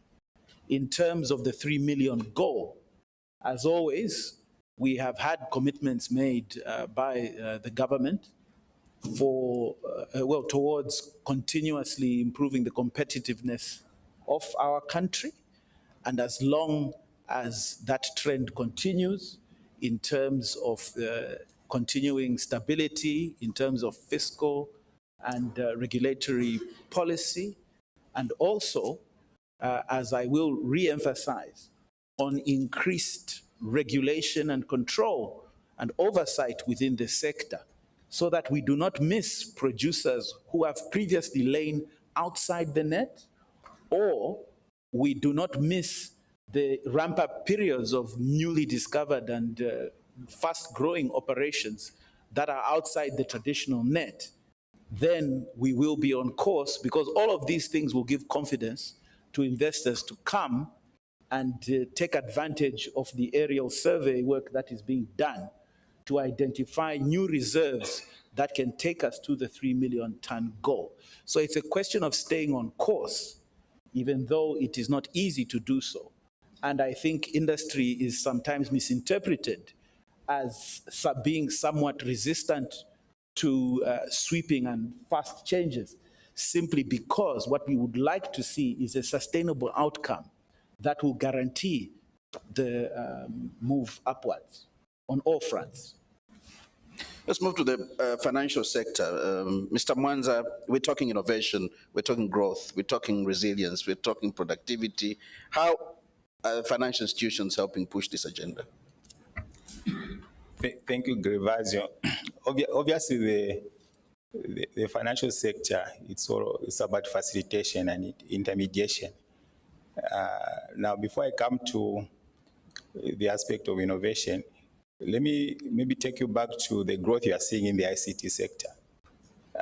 You need to realize that the banks in themselves are among the big users of ICT services, the fiber optic cables, internet, the towers. So when you see growth in the ICT sector, you should also look at what role are the banks playing in terms of utilizing those services. When you come away from the utilization of those services, the question is, what are we doing in terms of digitizing the economy, providing digital banking options that are seamless in real time? I think we've done very well in the last 5 years since 2018. I think banking now is on people's phones. You can transfer money anytime you feel like. And I think that's the greatest innovation we've seen in terms of what the banks have done in driving innovation, digitizing, and all those things. But coming to the central role, obviously, you want the banks to be more responsive, to be there to provide the support that is needed in all the economic sectors. Obviously, that is given and that is continuing. And we are seeing that part of the health growth that you are seeing is coming in from the realization on the importance of ensuring that all key sectors of the economy are well supported. Let me take you back to the agriculture sector, for instance. We saw a challenge. We didn't have enough rains. But in the middle of the year, we saw an opportunity in terms of supporting large-scale farmers. So we had over 1,500 large-scale farmers going into the financial system to get support so that they could grow winter maize. And they came in and they were able to help to reduce this deficit that we had in terms of crop production. The examples are many. You can go to the manufacturing sector. You could see support going through there, the households, the SMEs. So I think in terms of ensuring that the funding keeps going to the real sectors, that is continuing. I think the key drive, I think, if I were to sum it, is that we are moving with technology and trying to ensure that we have a more digital economy. And that's the more reason that if you look at the payment options, we were able to pilot the extension of times last year. So for now, you can actually process your payment from as early as 7 to as late as 19:30, and even over the weekends, as long as that weekend is not a holiday, you should be able to transact and transfer your money at the comfort of wherever you might be. So I think the banks have been there to ensure that we facilitate not just the digital innovation, but also ensuring that the economy is growing. As you step up to provide the support, one of the major concerns around the banks and financing has been the issue of interest rates. Do we see this changing going forward as the economy peaks? So it's a good question, and obviously a topical one. Everyone wants to have interest rates coming down.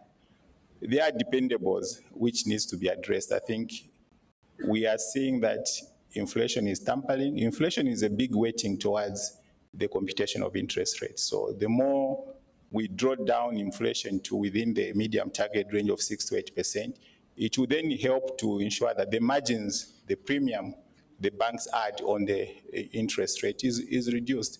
So we can only look forward to a time when inflation will keep coming down. And obviously, as inflation keeps coming down, we can only look forward to a reversal in terms of the base rate. The monetary policy rate is now sitting at 14.5%. We all know that the monetary policy rate has been high in trying to ensure that we control inflation escalating. So with improvements in this, in terms of the agricultural production in this year's farming season, one can always be more hopeful that perhaps as we look at the numbers in terms of how much maize we produced this year going to June thereabout when we get the full numbers, and also we start seeing the food inflation tapering down, the possibility that we can go towards single-digit inflation, which has a big bearing in terms of where interest rates sit, can then start improving. Obviously, we all want to see interest rates being more affordable, not just to the business sector, but also even to individuals and households. You wish to know that when it comes to borrowing in our market, households and the large business sector basically compete in terms of the resources that they pull out from the banking sector. So households are affected by the high cost of living, households are affected by inflation. So I think if we can manage it from the point of reducing food inflation, if we can manage from the point of ensuring that we have high production in terms of copper, we bring in more foreign exchange inflows in our market so that we can also manage the volatility on the kwacha, the possibility of seeing what would one call affordable interest rate is possible in our market.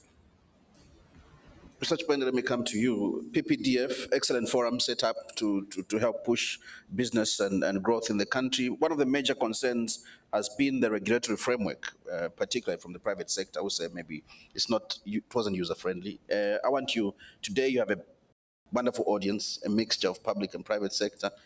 Give us a report back. What has been achieved so far? Thank you, Grevazo, honorable ministers, distinguished guests. Maybe I could try and stick to the presentations and give a brief relation to some of the activities that have been driven under the, as you say, the beautiful PPDF platform, which was set up in 2022. If you look at the theme, which is competitiveness, productivity, behind that there's an element which has to do with innovation. And now innovation, one could say, is a function of your regulatory environment. I mean, how can you change your regulatory environment to encourage innovation? And Zambia, I think for those that have lived long enough, we will know that over the years, in fact, from pre-colonial times, has seen a build-up of regulation after regulation. You can go back to 1937 when your immigration ordinance was being passed, introducing all sorts of requirements for one to qualify in terms of skills. Even some of the institutions we see today, such as the FRA, if you go back in time, again, they are a function of the colonial days when the Grain Marketing Board was introduced with a motive of compulsory buying of grain, which we saw even post-colonial times, subsequent governments doing, and has continued. And I think if you go through, you will find a number of things, I think, in the Financial Services Working Group. It's only recently that the Moneylenders Act from 1938 has been with us from that time. A decision was made to scrap that and move it from Ministry of Finance and move it under the regulatory environment of the central bank. So in short, what I'm trying to say is that there's been a build-up of regulations, and I think from 2022, we've seen a concerted effort driven by the private sector engaging government in terms of pointing out some of the challenges that they face in the different sectors. From that presentation, I think a number of that story that is not being told in terms of the story being presented behind the good performance last year are some deliberate decisions that were made by the public sector, being prompted from the private sector. For example, when one looks at mining, there was a shortage of electricity. So how did mining grow to 850,000 tons? We all would expect that production is going to drop, but it grew. How did the mines get their power when our main utilities, ESCO, has a balance sheet problem and cannot import electricity on credit, but has to pay cash? It was through the power traders. Zambia, for the first time, has got about 3 traders importing power, even supplying ZESCO and supplying the mining companies, using their own balance sheets, of course, working with the banks and so on, and even exporting. So the mines were able to contain and even increase production. We've seen some changes happening even around your ICT sector. I think some of the things that have been done, again, being prompted by private sector, for instance, was the scrapping of the 2-tier tax system for your telecoms companies. Telecoms used to be considered as a seen product. I think it was being taxed at 45%, but that was brought down to 30% as a common tax rate. Removal of import duty on telecoms equipment. We saw the ZICTA coming in with what they called the common infrastructure guidelines, which enable telecoms companies to share infrastructure on a transparent basis, as opposed to everybody going around and planting towers everywhere, everybody going around and digging optic fibers and so on. ZICTA implemented that. Again, a proposal coming from the private sector. I think the Minister of Commerce touched on some of the changes under the ITTB, which they've done as government.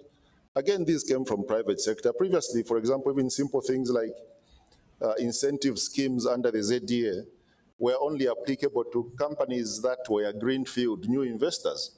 But the manufacturers, they come up and they say, but what about us who are expanding? Can't we also enjoy the same incentives? And government granted that. So suddenly you saw companies in the pharmaceutical sector reopening because the ministry adopted the pharmaceutical strategy. The steel industry, you've seen companies in the steel industry opening because of some of the changes that have been made around the tax structures governing that industry. You've seen, I think, government move through the Ministry of Health towards what they're calling positive discrimination on procurement. So if you're manufacturing medicine locally or pharmaceuticals locally, the government have committed that they'll buy that product from you as opposed to importing.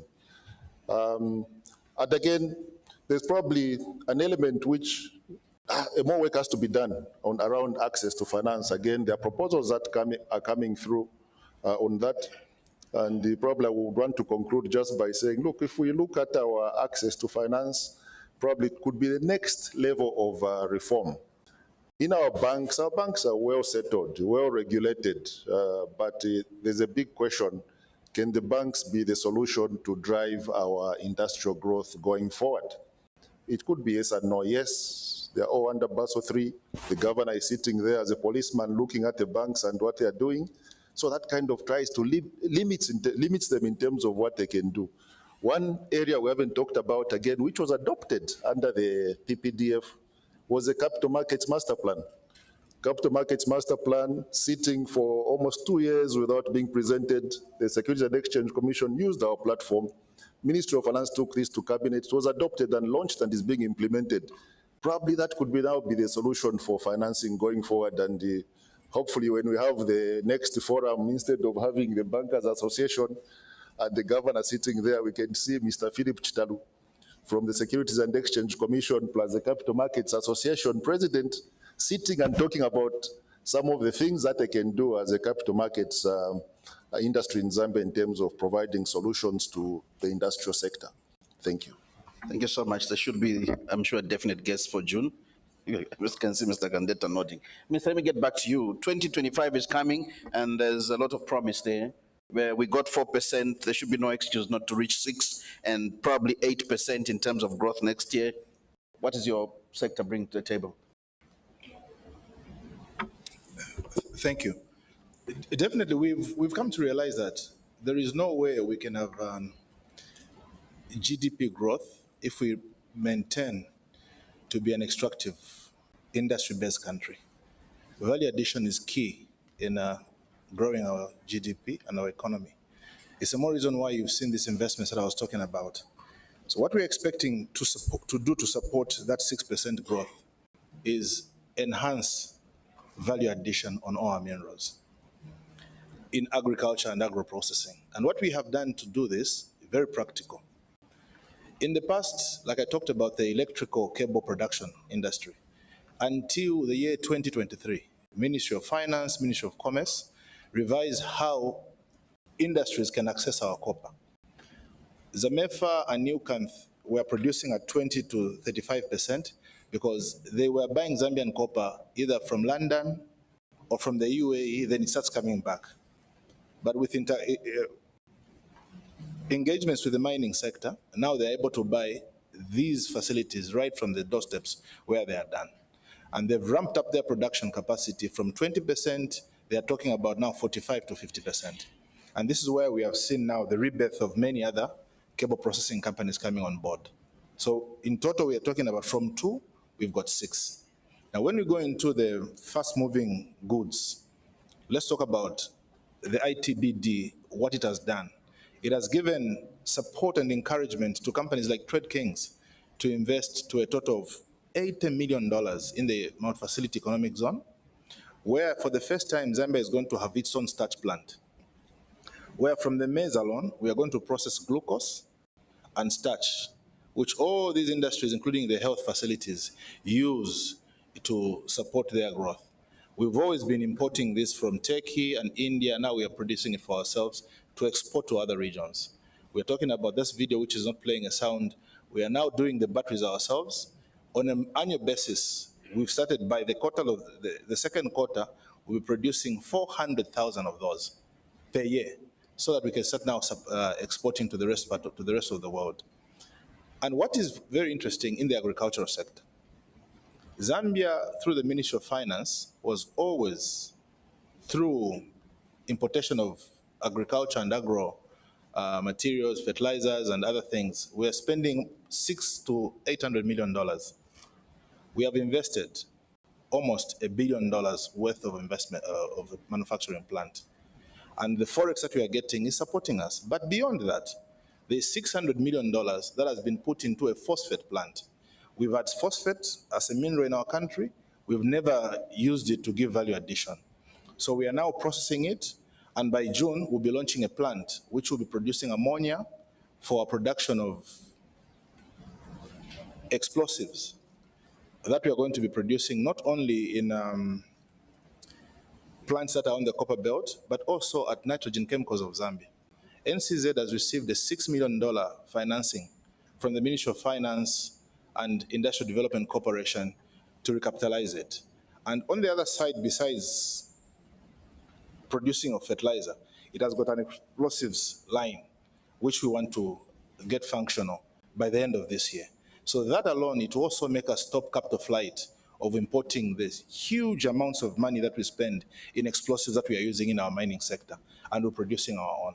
So with all these industrial support and local production, which we strongly believe will be sustainable, and also exporting to the other parts of the world, and within the region, we strongly believe that we are on firm grounds to contribute to the 6% growth. Thank you. Chamber of Mines target 6%. Mining, likely, do you see mining pushed to number one, overtaking ICT in terms of growth? Thank you very much, Grivazio. Yes, this is definitely possible. The fundamentals for our copper price remain intact despite the geopolitical and global turbulences we see. The good thing is mining demand is double layered at the moment.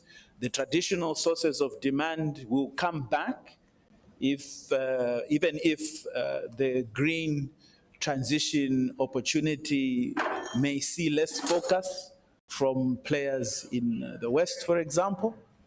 But I think the key thing here is that we have the fundamentals intact, and it's a question of how well we execute. So Mr. Chipwende already alluded, and I alluded earlier on, to the innovation around electricity. We need to ensure that we do this in all areas of the mining value chain.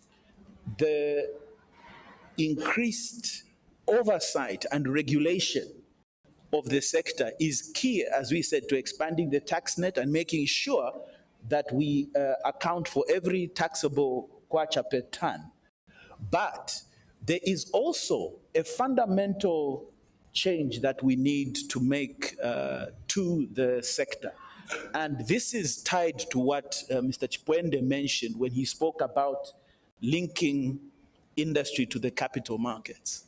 Now, if you look at the exploration license holdings in this country, they are majority locally held, but they are held speculatively because there is no access to capital.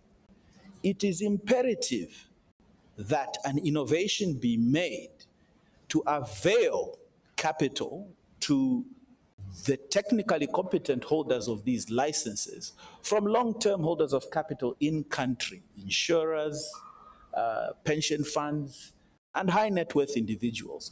This is how exploration is financed everywhere else in the world.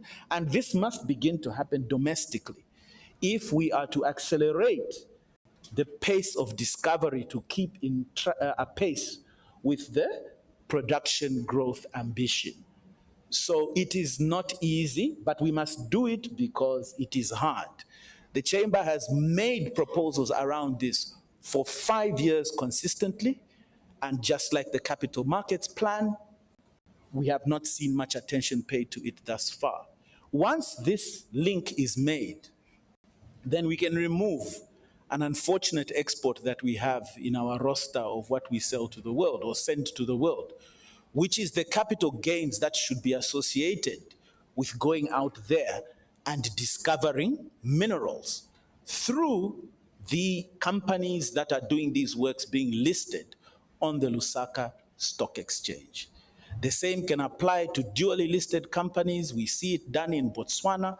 Once this is done, then the access to capital question can be cleared for local explorers and I'll call them small-scale miners, as distinct from artisanals. And you will then begin to see enough exploration capital coming in here to match our growth ambitions and create a depth of skill in the financial services sector that can enable locals who discover things to bring these to market, and also increase confidence from the global investing community that when they come to Zambia, they are finding projects that are already bankable, which is a key obstacle for our market presently. So it's good that these emphases are being placed through the PPDF program, because if we get all of that right, then mining will fulfill its actual catalytic role. It will build resilience to exogenous shocks because the fundamentals are solid and growth can be intact. And it can move most of the charts that you've seen that are in negative territory across sector into the black because of one other element that the mining sector brings. We've seen a steady reduction in the country risk premium over the last 3 to 4 years. That is primarily due to the stability in policy and regulation that you are seeing in the mining sector because it is overweight in terms of its contribution to exports. If we can maintain the momentum and direction and trend in this regard, then that cost of capital will fall significantly, driven by the perception of the mining sector. Once that happens, all those charts move right into the blue and black, and all ships are lifted. This is what mining can do, even though it doesn't provide as many jobs as it used to, because of the positive outlook. And if we execute well, then it will definitely contribute and put us on track as we would like. Thank you. I can now pick one or two questions from the audience and interventions.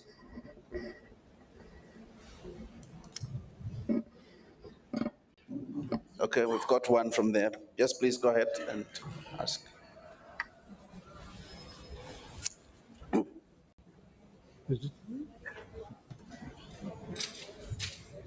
You need to be more audible. Maybe you could lift the microphone. Oh, got one. Thank you.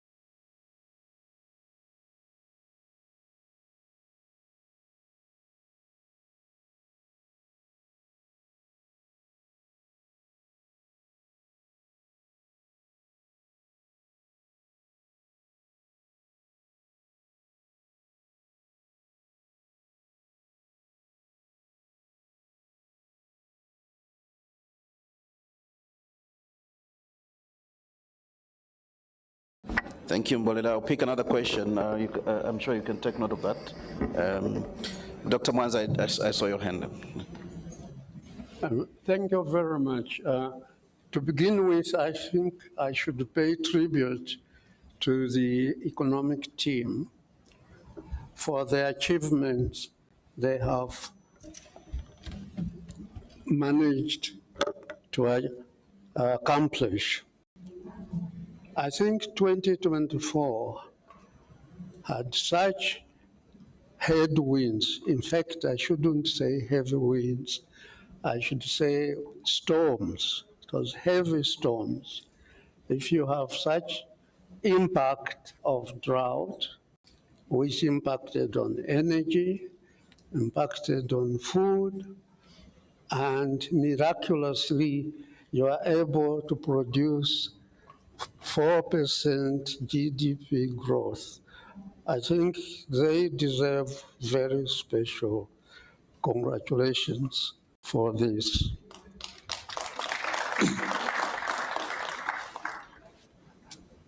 I think on the stabilization, there are clear indications that we are making very good progress. See, the budget deficit is narrowing. International reserves are going up. We're seeing also inflation is making a turn into the right direction. Clearly, the worry I have is that the exchange rate doesn't seem to respond to strong fundamentals that should support it. I think we need to raise some issues of why is the exchange rate not responding to positive fundamentals that have been scored. One other point I would like to raise, which I think we haven't been talking about, is the labor force.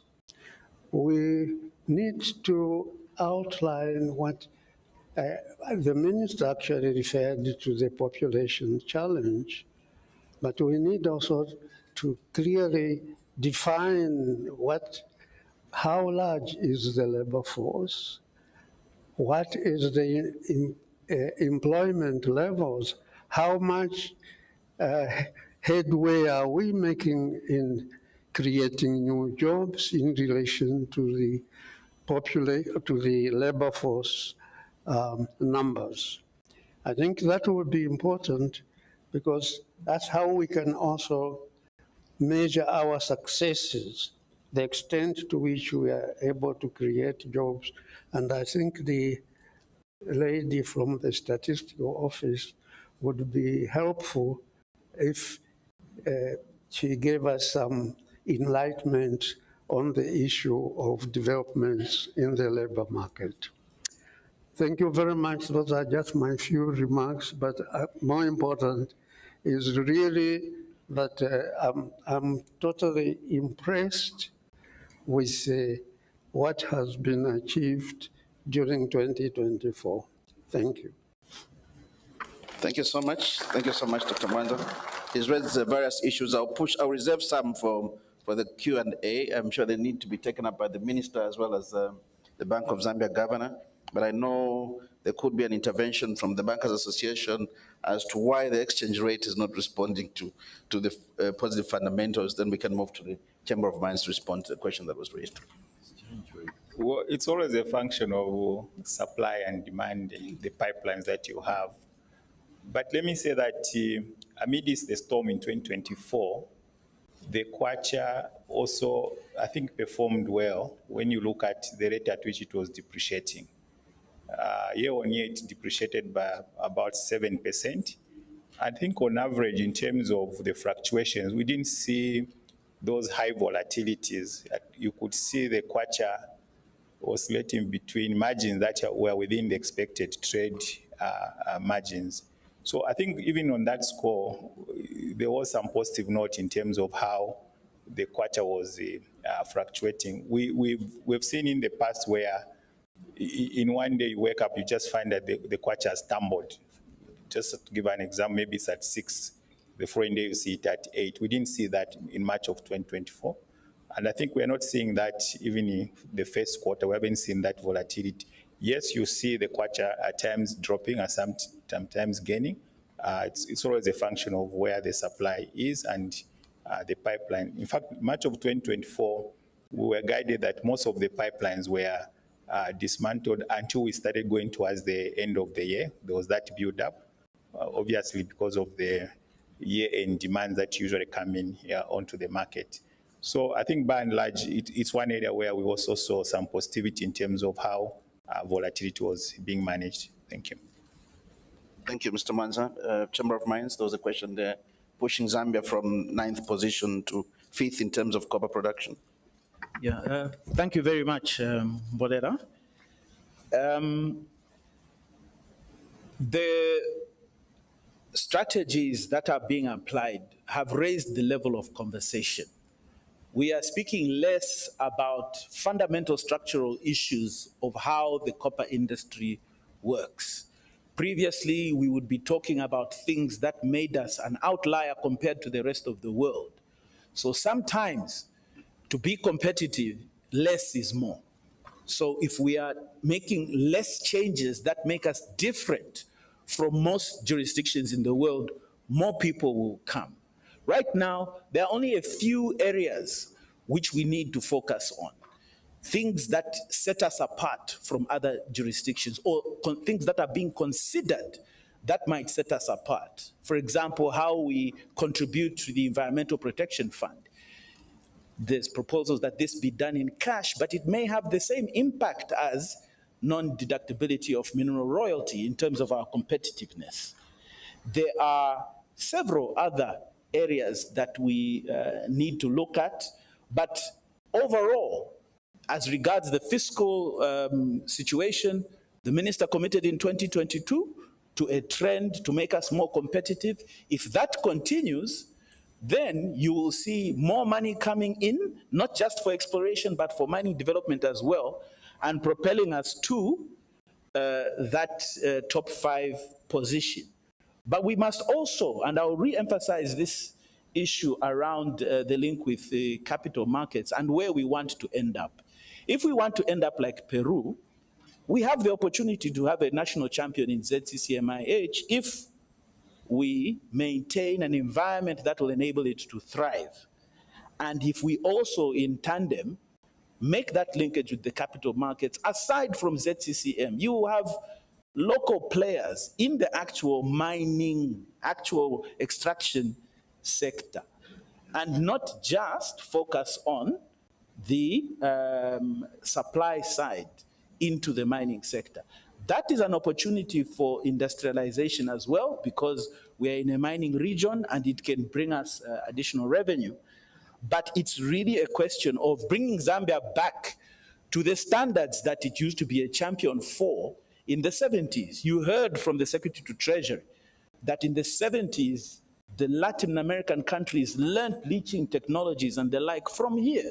TLP in Changa was the largest such facility and a world-leading innovation at that time.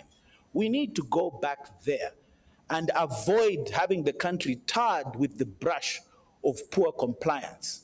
We know that we had a very unfortunate calamity recently, and we must mitigate the impression that this may diffuse across the sector. This is why we need to tighten control of the sector and oversight to ensure that we present a firm and steady image to the world and remain attractive. This also includes things like our front face to the world, the mining cadastre. This needs to be run seamlessly, as it is in other jurisdictions in the region, to inspire confidence and ensure that we maintain our rankings in attractiveness for capital to come here. That is how we can increase our ranking in terms of production on the global scale. Thank you. Okay, Mr. Chipwende, we've got an intervention on that as well. Yes, thank you. Just quickly, I think also to just respond on the mining, it's also important to recognize that there's been some key decisions made by the government to reposition the mining sector. Among them, one, the elimination of disputes with investors, which were dragging for many years, where investors were in court and so on. But more importantly, the aspect of improving the regulation. We all know that the Mineral Regulation Act was now was assented to by the president. It's yet to be formally commenced. What that does is that with the setting up of the Mineral Regulation Commission, that kind of addresses some of the challenges that the chamber is addressing. If you look at our historical funding for the ministries, one will see that the Ministry of Mines, despite overseeing what is our largest export earner, they were among the lowest funded, probably even less money than the Ministry of Youth for many years. But with the Mineral Regulation Act, I think that is going to change. We've also seen the Geological Survey Development Bill. I think it went through the final reading, and once enacted, it comes into force to also respond to some of the challenges that the chamber is mentioning. Thank you. Thank you, Mr. Chipwende. I only have 3 minutes before I wind up this session, so instead of throwing a lot, I want to apportion that. Just really quickly. Yes, sure. Coming to you. Tumbolela, the question that you asked about the mining sector, and I think much of it, Mr. Chipwende has taken it. There should be consistency in policy framework, that the mining sector should have confidence that if they invest, because it's a capital-intensive industry, and they should have confidence that if they invest today, the same policies will hold for the next 10 to 15 years to safeguard their investment. And this is what this administration is demonstrating. Beyond consistency in policy framing, we've decided to provide policies that attract investment in the mining sector. In the past 10, 15 years, there has been very little investment in mechanization in the current mining systems. Reason why? The tax regimes we had were taxing every equipment and machinery that is going to the mining sector. So you saw that the mining giants opted to not bring this equipment or reinvest in Zambia, but take it outside, in our neighboring countries like the DRC, Zimbabwe, and our other places. So the government identified this gap. And I want to say this because it is a point where you've seen the private sector, the political players outside there say that government has given incentives or tax holidays to the mining companies at the expense of collecting taxes. It is not that we've given tax holidays to the mining companies. We have provided facilities that will enhance growth in the mining sector. And you really have to understand that that time when they say the mines were paying taxes, it was a time when the mines were collapsing. Now, when we've provided these facilities, you've seen growth, and it is reflective in the copper production. Now there is new equipment coming on board, which is mechanized, and it is going to make extraction of copper maximized, as opposed in the past where we could leave some. Then beyond that, Mr. Chikwende talked about the Minerals Regulation Commission, which has been set. This is a commission that will work hand in hand with the mining sector as their partner. So that we are able to check how much has been provided, how much has been produced, how much should the Treasury gain from this, as opposed to a time where it was a preserve of the mining sectors to do these reports alone without interaction with the private sector and the government systems. So we are very optimistic that with these facilities that have come on board, we will be able to return not only to our second position, but to the #1 position, and also to being a global leader in the copper production. And what is so critical, again, when you talk about consistency in policies, public-private dialogue, they are always interacting with the mining sector through the Chamber of Mines here. We want to bring this policy. How will it affect you, adversely or positively? Then we reach a consensus. So it's not about the mines and us. We're a team. And ultimately, the president has always provided leadership to the Minister of Finance and the Minister of Mines, where we say we do not do the mining in court. We need to mine outside court. We need to mine right in the mining areas. Before 2021, the mining sector had over 300 court cases with the government and the private sector. And that's why there was retardation in growth of the sector. So we've decided to find a way where there could be settlements outside court and we get into the mining business. So it's a dialogue as opposed to litigation, as opposed to inconsistency in policies and taxing things that will retard growth for the sector. So that's what is going to get us to the position where we need to go. Thank you. Well, it remains for me to thank everybody else for being attentive and for the panel, for all the interventions they've made. I know that we did leave 2 questions, I think, raised by Dr. Mwanza on the labor force and exchange rate that may be dealt with by the minister and probably Central Statistics Office during the question and answer session. Mr. Kandeta. Thank you very much, Grevazio, and the panel. Let's give them a round of applause, please. So many questions, so many issues raised, and I believe the Honorable Minister and the delegation, they've got some responses to make. But I'll suggest that for the purpose of my colleagues from the media, some of whom are doing live TV, for the next session, may we come and make our comments and ask our questions from this podium, because it will be very difficult for them to start looking for people in the audience with the cameras. They will miss you. We need to see you on TV. So if you have a comment or a question, please, you come to the podium here. Honorable Minister and the delegation, are there any comments to some of the issues that have been raised, some of the issues, the questions raised by Dr. Mwanza and all the others that asked? Thank you. Maybe we can collect more questions and then we can respond after a number of them. Yes, we can collect more questions. I can already see a hand right next to me here. Mr. Saga, the president of the Zambia Association of Manufacturers, please come through to the podium here. And then I can see, wow, after a long time, Mr. Trevor Mumba, you come, and the gentleman at the back. So please come as close as possible so that after him, you come here. Thank you. Good morning, and thank you. Just something that I feel maybe we haven't pointed out today was some news from yesterday regarding how Moody's has upgraded Zambia from stable to positive, and I was thinking I'll just help you, Honorable Minister, to augment that as a win for Zambia that came out yesterday, which was very important, that I think has not been mentioned.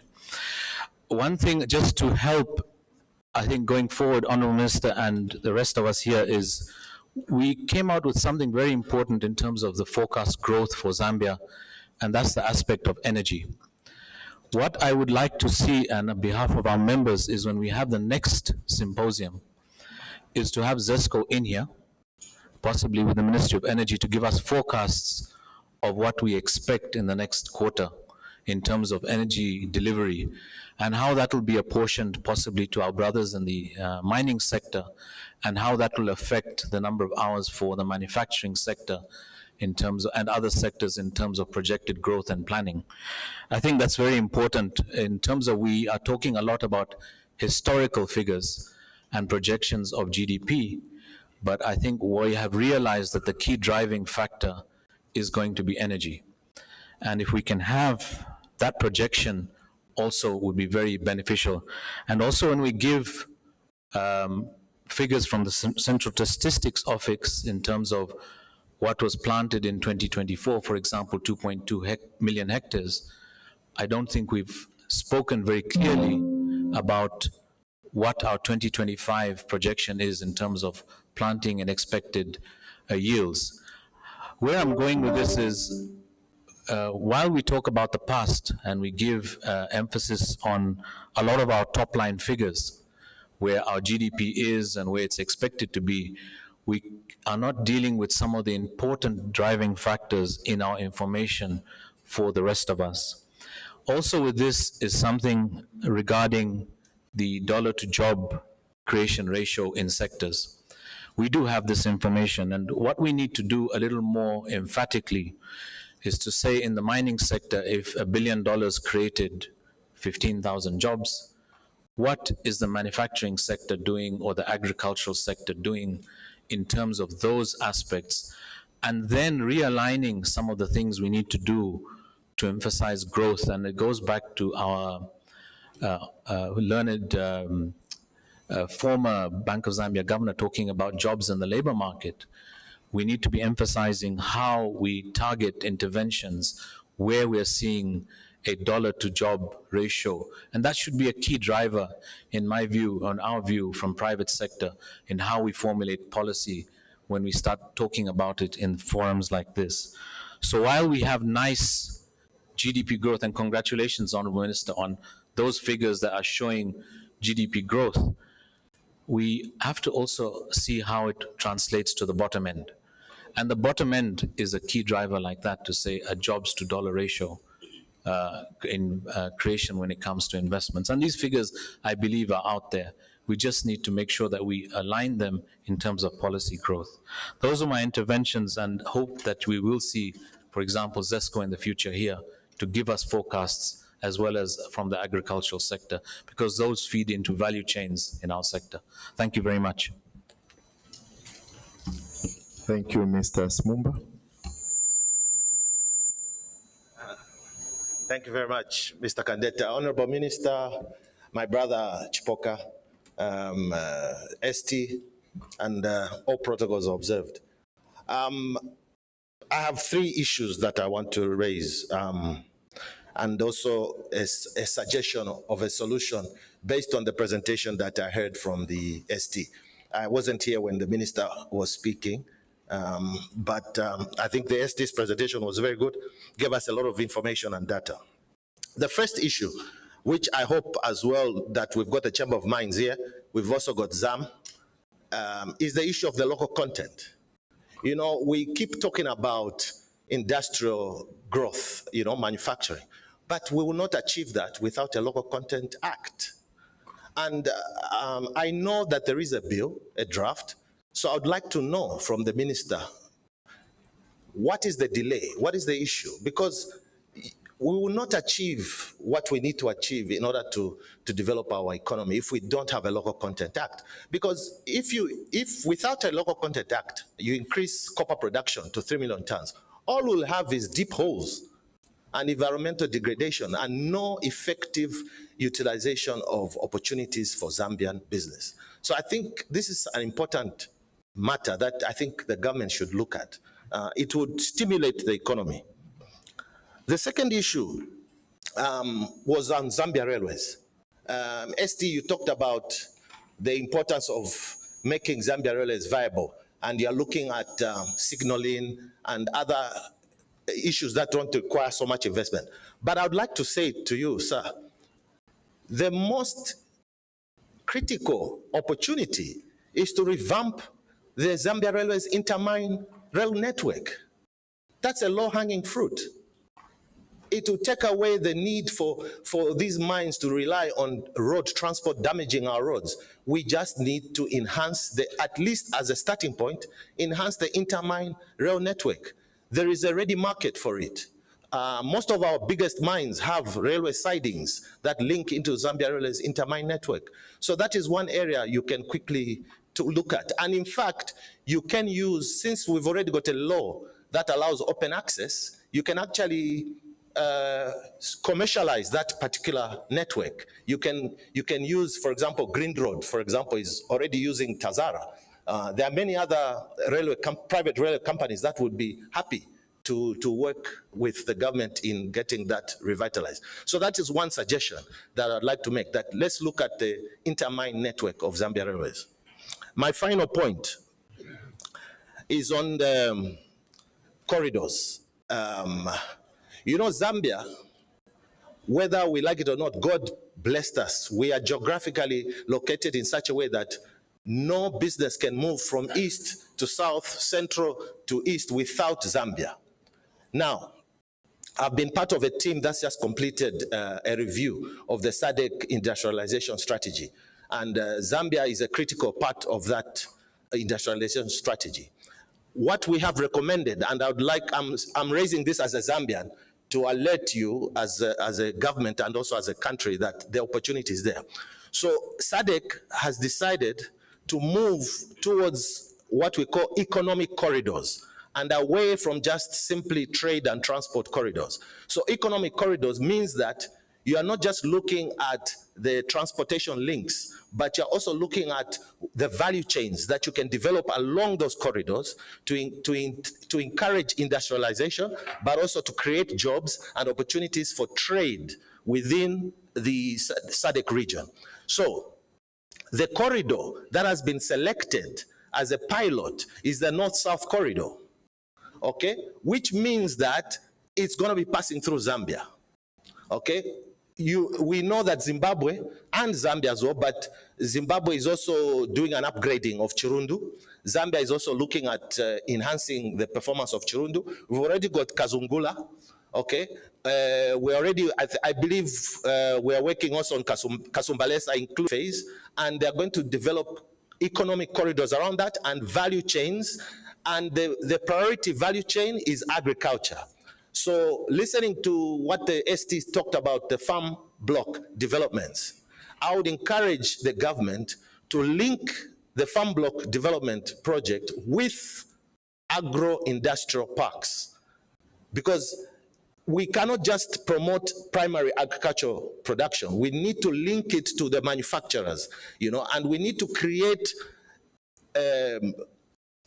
facilities, centers that deal with both economic zones, free trade zones, but also the infrastructure. So Zambia Railways becomes very important. You know, Tazara becomes very important. Lobito corridor becomes very important. And finally, a corridor that we are not talking about is Nakala, which we already have a rail that brings the rail up to Chipata. But we need to connect that rail into the Zambia Railways network and hopefully in future into Tazara. Thank you very much. Thank you very much. Quite a loaded session. I don't know whether the Honorable Minister and the delegation can respond to some of the issues now. Then we move to another set of comments and interventions. Thank you. Thank you. Let me start with the issue of labor, which Governor Manza raised. Very, very important. I believe maybe the head of the Zamstat could say something about what data is being collected now or is planned to be collected, because indeed we need to know those parameters. So I agree with you. Zamstat, I think this is something we've spoken about. Maybe you could give us an update now. On the local content, yes, this is important. And I believe that the recently passed act to bring about the Minerals Commission has got aspect of that. One of the problems that was there was just like what Minister Chipoka said. You want to manufacture copper cables, but somehow you are unable to find copper in Zambia because of the pricing. That has been addressed, and with that, we've also been engaging the mining sectors, mining companies, and we believe we are going to make progress on this important thing. That said, I also want to say something that perhaps is never said enough. Zambia is not poor because of absence of value addition. It is largely poor because we don't produce enough, including the raw materials. If I remember correctly, Chile, for example, I think Zambia sells more of processed copper compared to Chile. But because they mine it in such big quantities, the amount of money they're able to generate out of these big quantities makes Chile today not a poor country, but actually very rich. Go to Australia, the same thing. Australia mines items like coal, iron ore, and the processing is very rudimentary. Most of that is done in China. But they produce large quantities of the stuff. And the result, they make more money. So value addition, yes, is absolutely important, but that should not make us forget the fact that for you to generate more money, whatever you are producing, you must produce it a large quantity so that you can sell. So it will all depend on the economics of the situation, the competition with those who do the final value addition. But let's not hold ourselves back and say, until we are able to sell biscuits, then we are not going to export wheat, because we know that Canada sells wheat. It's not a poor country. Australia sells wheat. It's not a poor country. Just across the border here in Botswana, they sell beef, export beef. They don't sell corned beef in tins. They're making money. So let's make a good job out of anything that we do. But of course, that is not to underrate the importance of value addition. On the corridors, absolutely correct. Right now, I think on the southern corridor, there's a bit of an issue there, because even if we fix our component, Chingola to Livingstone, while Livingstone through Bulawayo to the port is not attended to, that will be a partial solution. So we've been discussing with our colleagues in the south so that we have a joint effort, a functional railway line all the way from Lubumbashi through Zambia, through Zimbabwe, through South Africa, all the way to the port of Durban. Because if that is not taken as a totality, any bottleneck along the road will mean that the investment is not worth it. So we are discussing with them. We hope we can make progress. But the Lobito corridor, that is something that we are pursuing aggressively and correct. It's not just one for transporting minerals and stuff like that. It is being planned as an economic corridor where agriculture, manufacturing, services related to logistics should be planned. As we speak, I think we are looking for financial support to do a study that will plan the whole corridor where the railway line is going to run. And with that, the agriculture, value addition to agriculture, value addition to mining, raw minerals. So that is the plan for the Lobito corridor. Beyond that, fully agreed on Nakala. But there is also another corridor that we have not spoken about, which is about to be opened. This, because the railway line through Angola will obviously take some time, but there's a shortcut to linking ourselves with the Angolan corridor. This is on the Kalabo to Congo to Angolan border road. This year, the road construction will start. The Angolan market is the biggest potential market that we have for Zambia.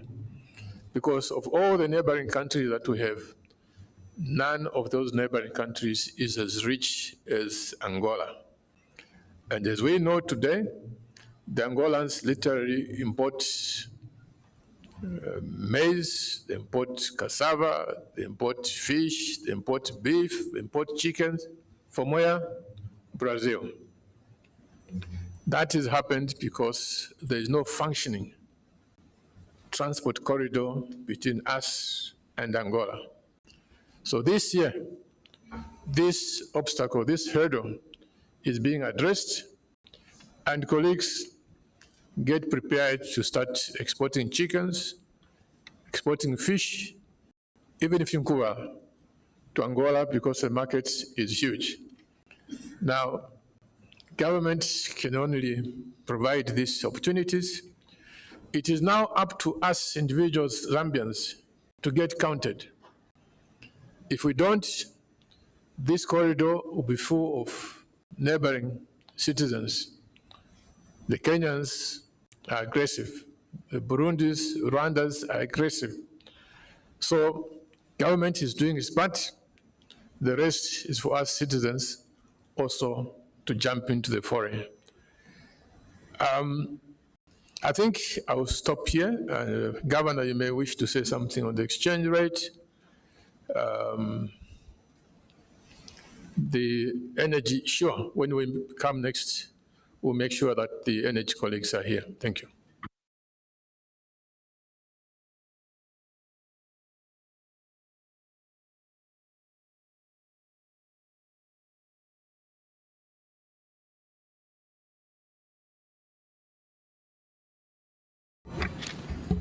Thank you very much, Honorable Minister.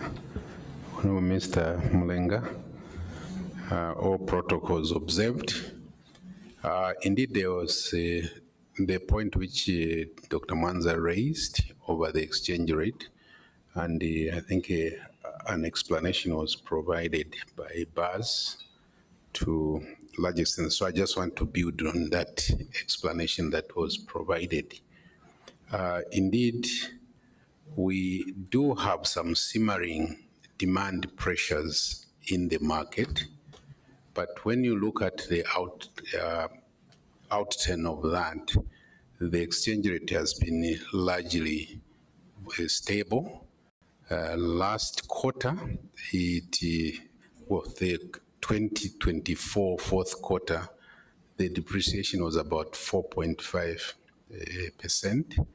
This just ended quarter, it was 4. We see also a pickup in terms of supply from the mining sector this previous quarter as opposed to the previous quarter. And we have also noted some supply coming from the wholesale and retail, which tended to be quite low sometimes. Then electricity and water supply also came in some way. The pressure tends to come from the oil marketing companies, but we are hoping that with this open access that has come, with the more diesel coming through the pipeline, that may change the dynamics somewhat. There's also this other new aspect which has come, the positive outlook that has been made by Moody's. That is an important factor. We are currently also working on the completion of the 5th review, which is one but last in the current program that we have with the IMF. Overall, I would like to, this is one of the town halls, I think, where a lot of positive information, and I think positivity is being posted about the economy. I think earlier on, when we are talking about some of these things, they looked far-fetched.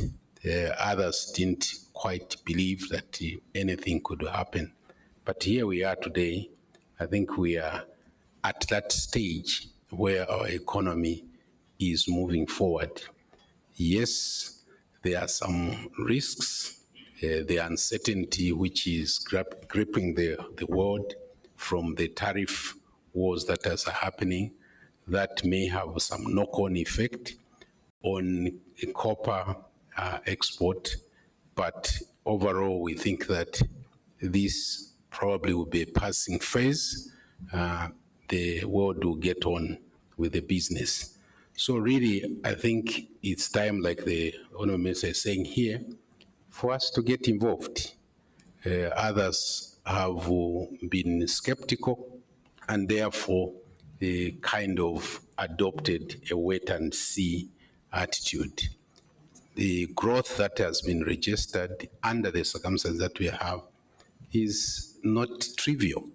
And also one has to take into account that for growth to permeate, it takes time.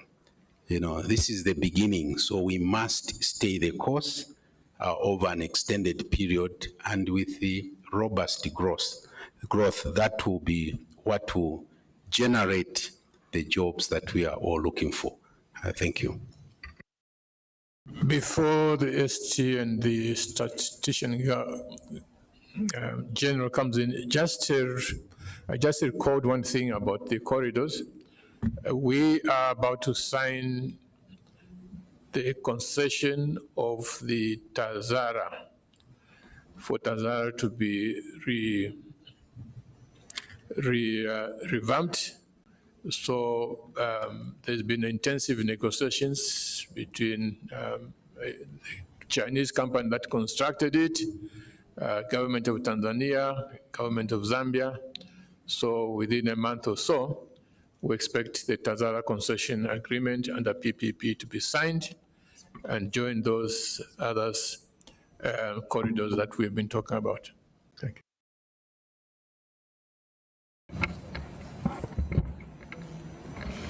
Thank you very much. I'd just like to share some statistics on the labor force in summary, and these are available on our website. So for 2023, we had a labor force of 4,521,461. 4,521,461. And of these, the total employed were 3,980,733. And those were formally employed were 970,913. And those informally employed were 3,980,20. These are the statistics for 2023. However, just to mention that when we conduct the labor force survey, we do it in quarters, and therefore we have here statistics for quarter 3, 2024, which shows the following. The labor force for 4,562,131. Of these, the total employed 4,021,849. The formerly employed 983,637. The informally employed were 3,038,213. And just to say that the full labor force survey results for 2024 will be shared in due course. We have just been working on the draft report, and it incorporates the results of the fourth quarter. In last year, in November 2024, we also shared some statistics on jobs created through what we call employment inquiry.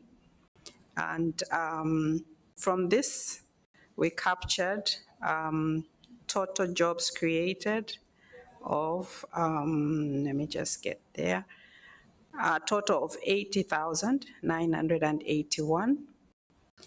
And from the government side, we had 45,413. And from the private, 35,568. This publication is available on our website as well.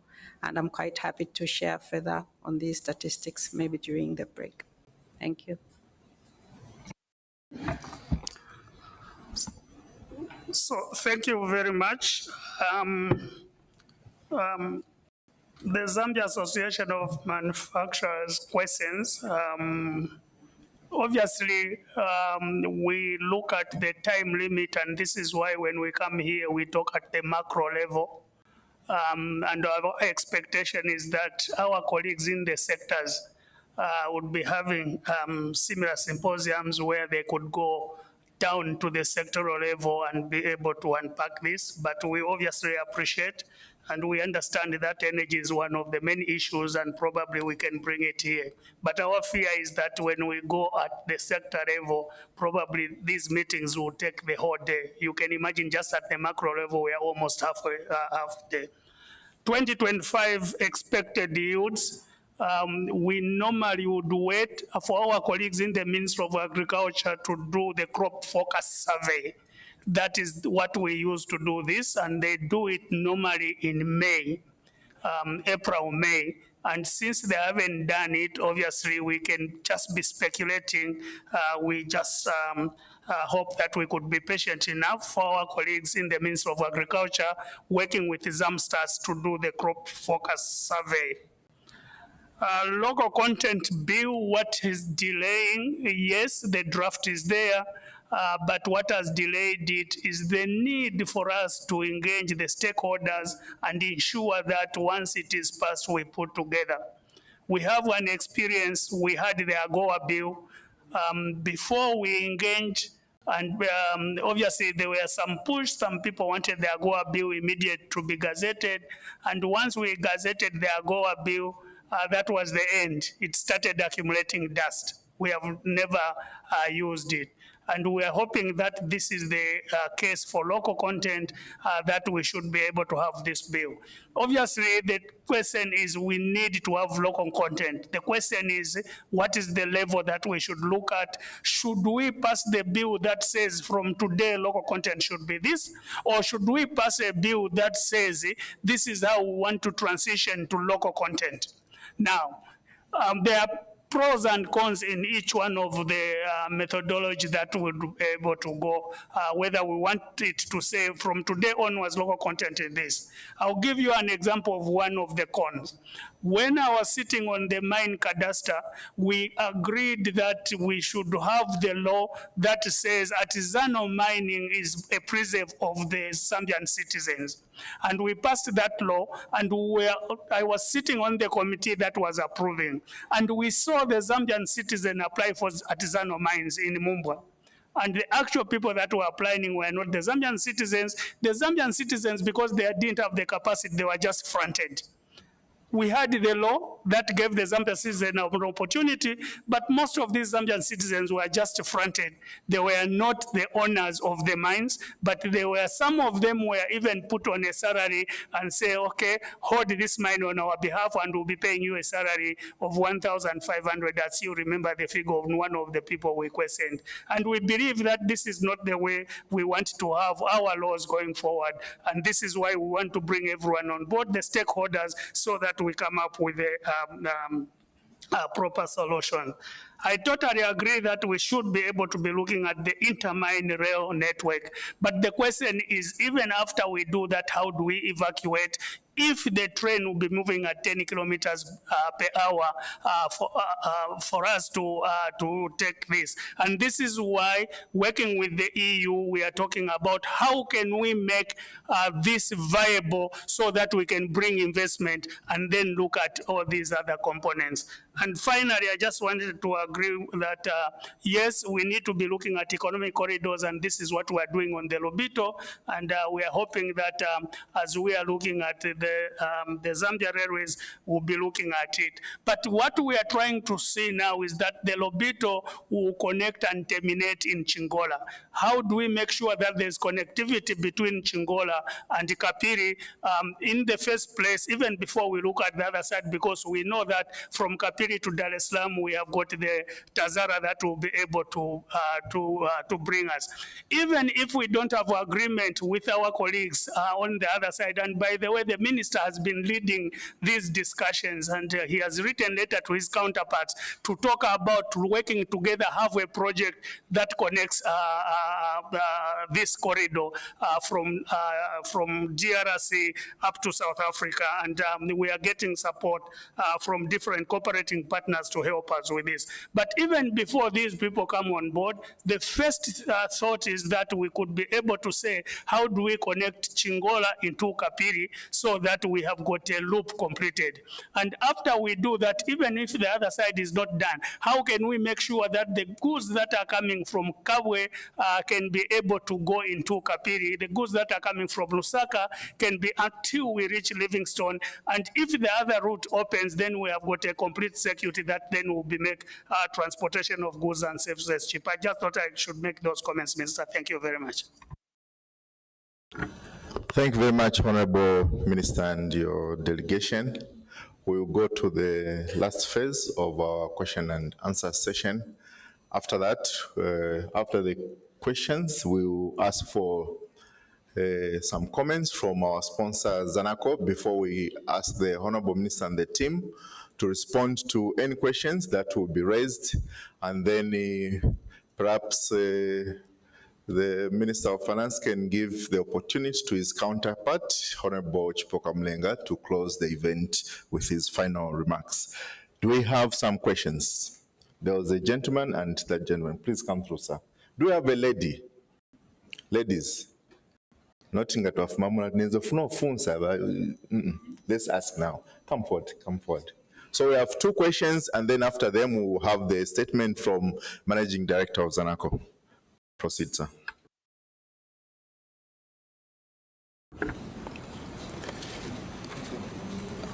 Honorable Minister of, yes, I'm Nyamganza from Kabash Institute of Entrepreneurship, Project Management and Consultancy. I have 3 points to talk about, and before I go on, I would like to thank government for the effort it continues to make in moving forward the national development. Just after COVID and the drought, it's really a challenge for government to take such a huge responsibility. Let me start by picking a point on railway.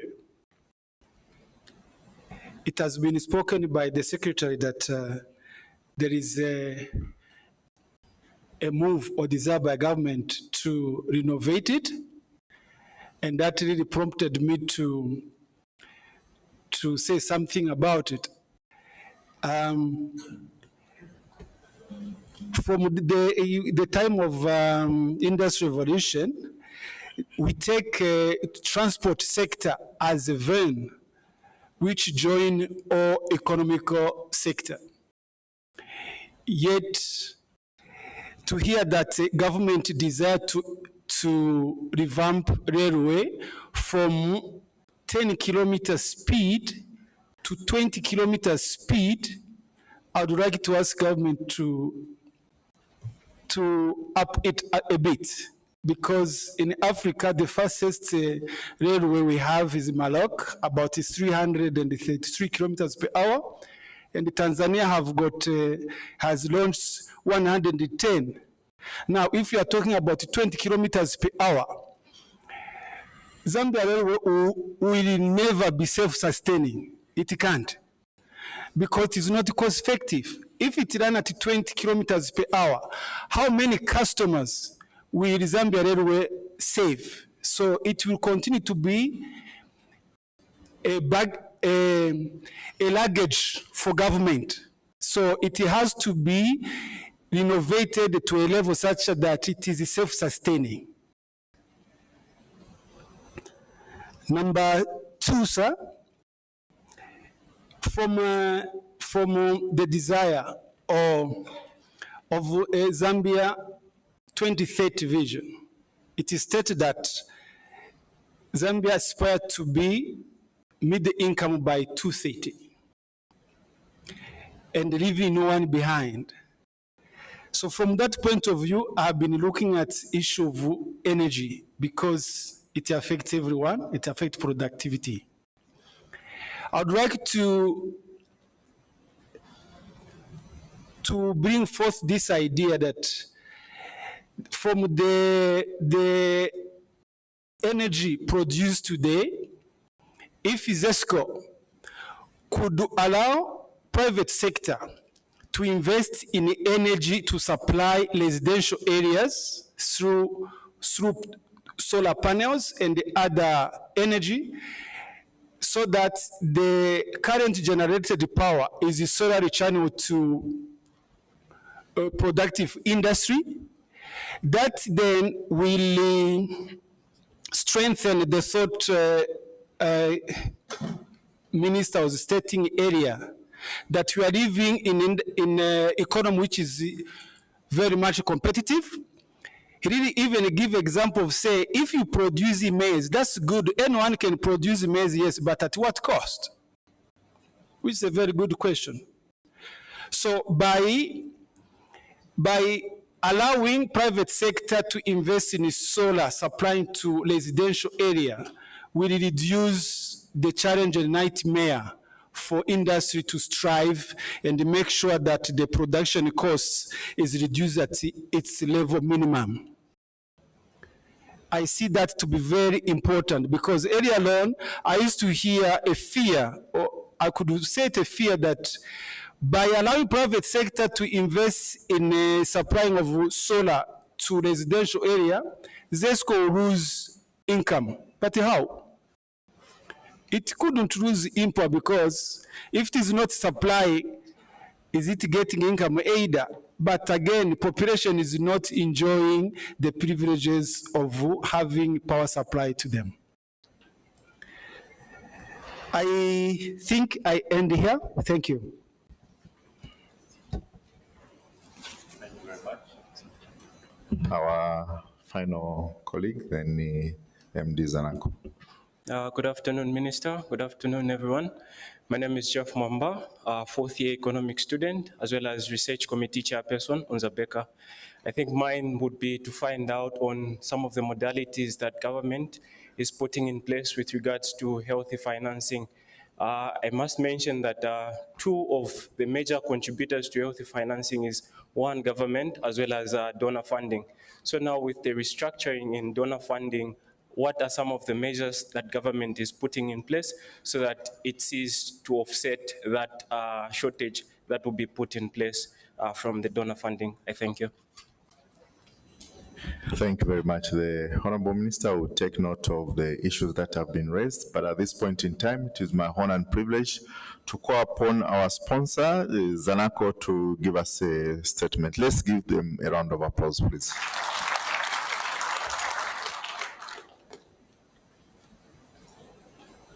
Thank you. Good afternoon. I can't feel the energy in the room. Good afternoon. The Minister of Finance, Honorable Dr. Stumbekom Sokotwane, the Minister of Commerce, Trade and Industry, Honorable Chipoka Mulenga, the Secretary to the Treasury, Mr. Felix Nkulukusa, the Governor from the Bank of Zambia, Dr. Denny Kalialia, the Economic Advisor to the President, Dr. Pamela Nakamba, Ministry of Finance, PS Planning and Administration, Ms. Prudence Kauma, PS Economic Management and Finance, PS Mulele, the third PS present, the Accountant General, the Commissioner General of ZRA, Statistics Office, Mrs. Sheila Mudenda, Director General, Public-Private Dialogue Forum, Mr. Andrew Chipwende, Chamber of Mines, Mr. Chilembo Sokwani, the bank CEOs who are here present with us, Bankers Association CEO, generally captains of industry, government delegates, Dr. Mwanza and Mr. Liebenthal, we acknowledge you. Mr. Grevasio Zulu and members of the press, may I simply say, ladies and gentlemen. I'd like to begin by just emphasizing a point that I don't think was acknowledged sufficiently when it was spoken about. I'd like us to congratulate the Ministry of Finance, the Bank of Zambia, and all the players in the economy of Zambia in achieving what has been achieved over the last few years. The Moody's upgrade yesterday from stable to positive is a significant milestone. Can we give a round of applause?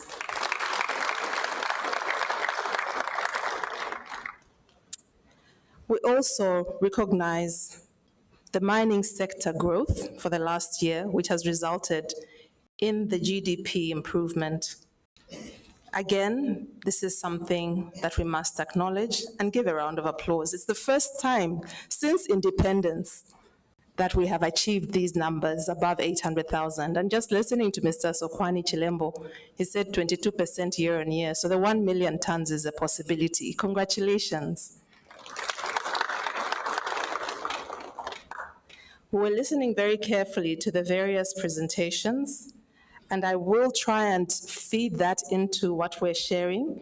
You will excuse us as Zanako that we need to also earn our keep. So we'll keep you a little bit, just honor us with a few minutes just to speak to who we are.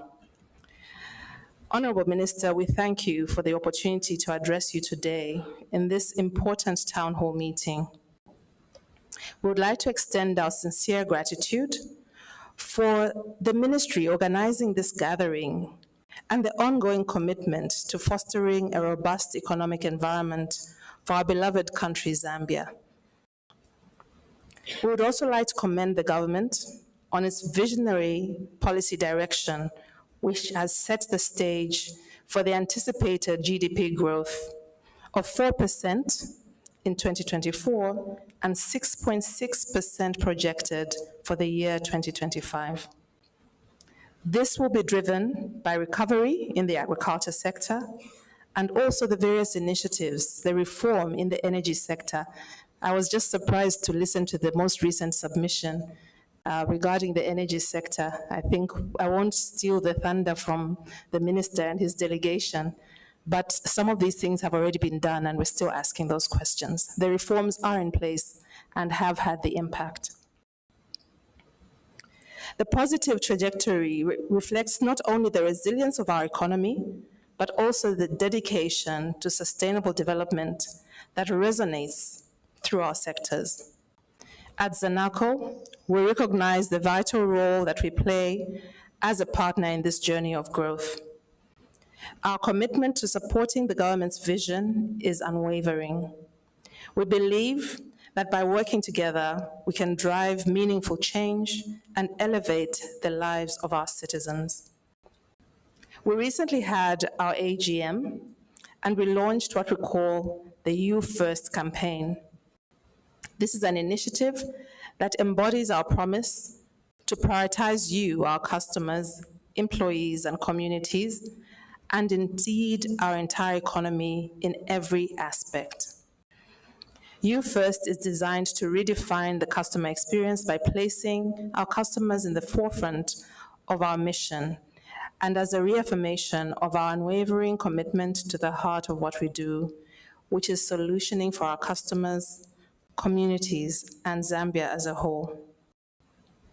I'd like to also just speak to the comments that were earlier raised regarding collaboration and whether or not there can be solutions that address the access to markets, access to finance, and the various other issues that are faced on the ground.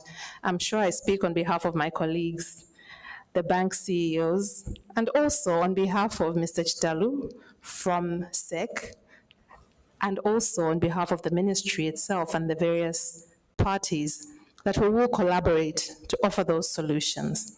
And whether it's about financing that is required today or financing that is required tomorrow, we will make it happen together as a team.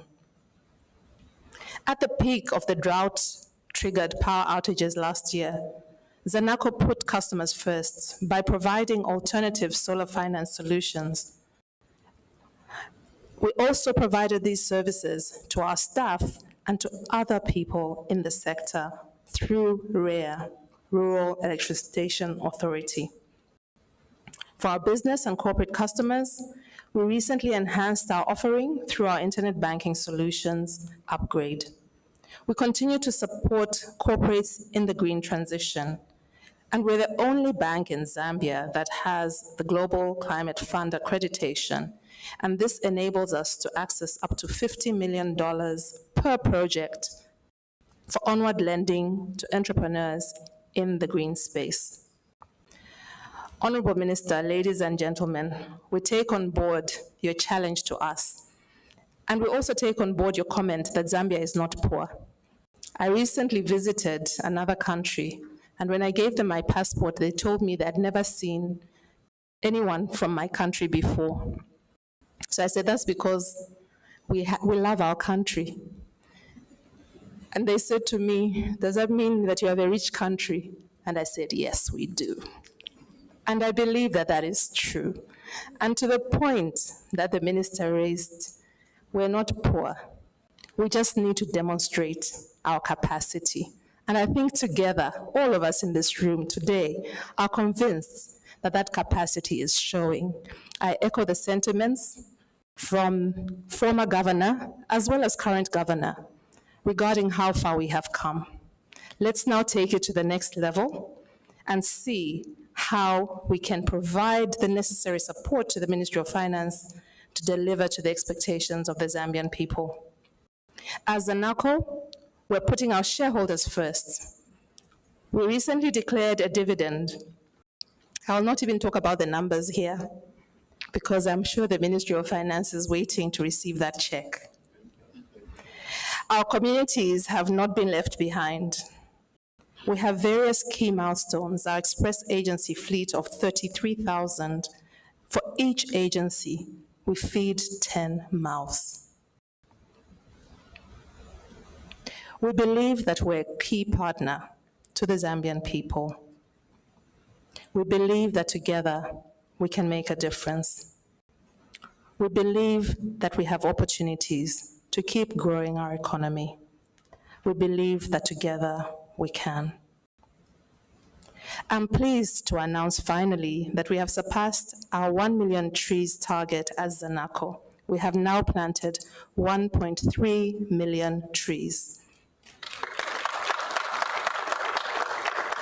We also participated in the agriculture financing, and I saw Mary somewhere in here.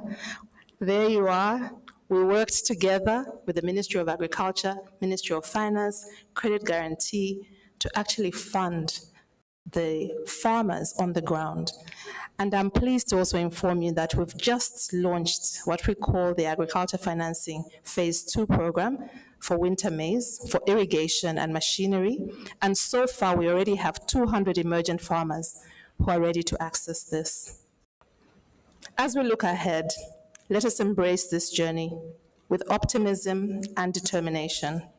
Zanaco will continue to be a committed partner in driving growth and development, ensuring that no one is left behind.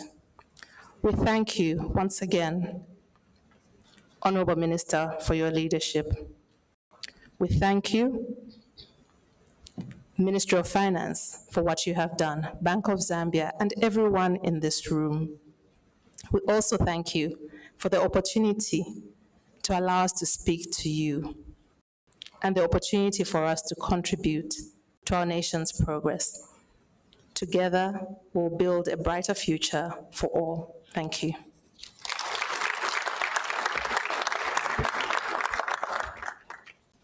Thank you very much, Managing Director Zanaco. Please, let's give them another generous round of applause.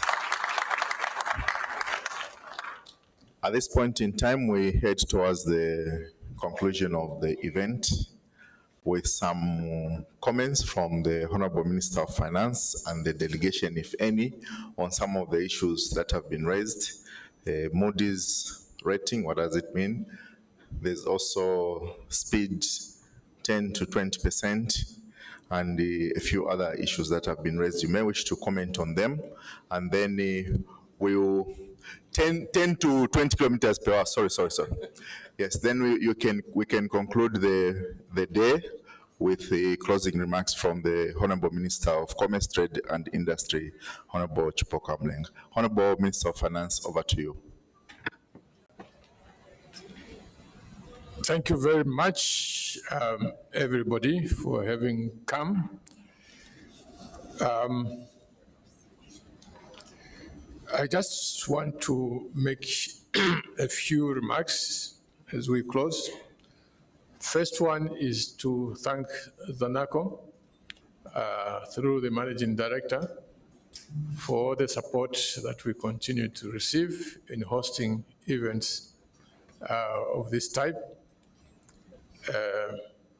Thank you very much, Madam. Please don't get tired. The second thing that I want to say is to indeed join others in expressing gladness regarding the Moody's rating report that came yesterday. I was actually aware that I was supposed to comment on this. I wanted to leave it to this particular moment rather than mix it up together with their first issues, but nevertheless, colleagues have been faster than me, which is fine. It just shows that we are all alert about what has happened to the Zambian economy. So all I can say is that reports such as this should not be taken lightly. It shows that the world out there is observing what is happening in this country very carefully. And these reports are not casually made. They are not casually prepared. There's a lot of research that goes into preparing this report, culminating at the point when they decided to upgrade our credit status. I think we should all be proud as Zambians that a moment like this came. A few years ago, 2020, we defaulted. There were warnings before we defaulted by the same institutions. There were warnings that you are going to be in trouble if you don't change your ways. In a similar way, when they've observed that things are improving, the same people who warned us are coming back to say, well done, we'll upgrade you. So I think this is important that we should all be proud of the fact that as a country, yes, we fell, but we also managed to rise. So I want to thank my colleagues in the cabinet, the president, all of you who have been supporting us as we have been meeting over the years to the point where we are now. Obviously, we want to even be better, and we will not relent, we'll keep on pushing. The issues of growth that we're talking about, it comes in the credit rating because it shows your ability to service your obligations. So all I want to say to you who are gathered here and our citizens out there, thank you so much. Let's celebrate the fact that the world is not seeing the changes that are taking place in this country.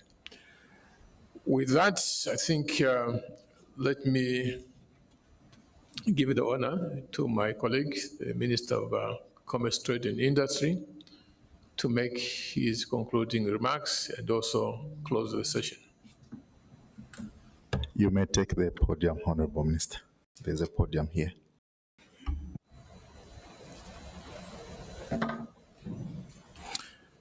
To the Honorable Minister of Finance and his entire team at the ministry,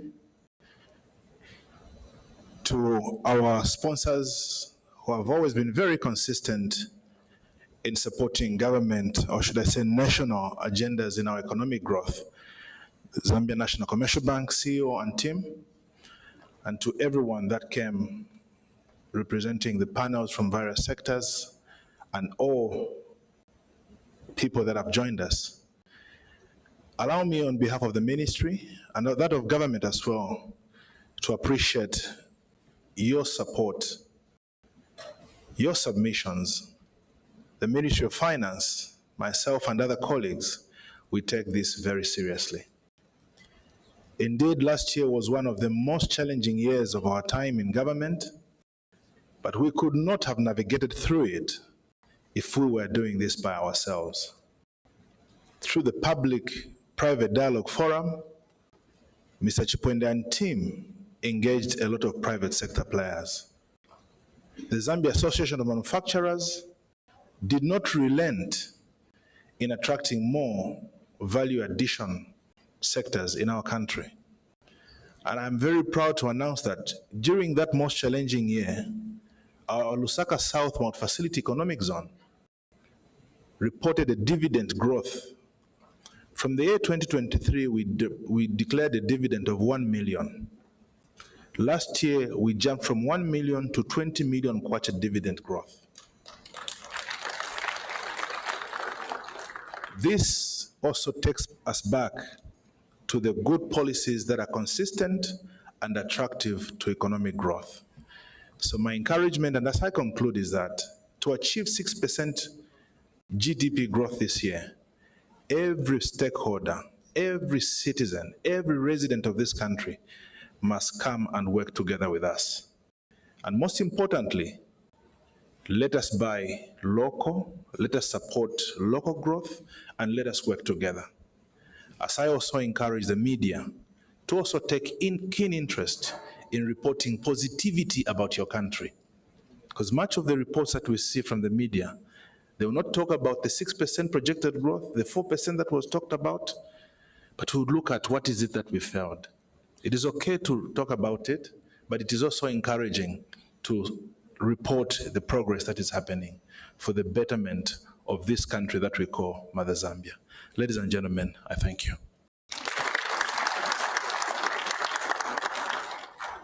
Honorable ministers, senior government officials, distinguished guests, we thank you very much for coming through.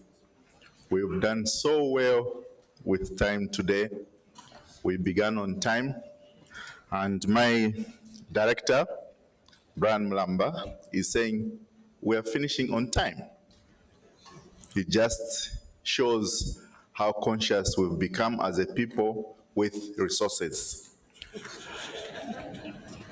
We'll have lunch served in the upper room, courtesy of Zanaco. However, the managing director invites the Honorable Minister and the high table, invites the senior citizens, Dr. Manza, Dr. Libenthal, and the panelists for a similar lunch, same things, it's not different. All the drinks, they are the same, the food is the same, but they just want to have a smaller discussion in the VIP room here. The food is the same, rest assured. May we be upstanding for a prayer and the closing anthem. Coupons will be given as we walk out by my colleague, Mr. Chitwe, who is standing by the door. Thank you. Madam Mulenga, come through to give us a closing prayer, then we do the anthem.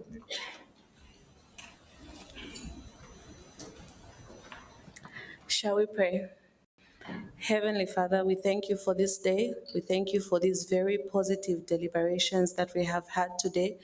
We thank you, Lord, for the leadership that is steering us in the right direction.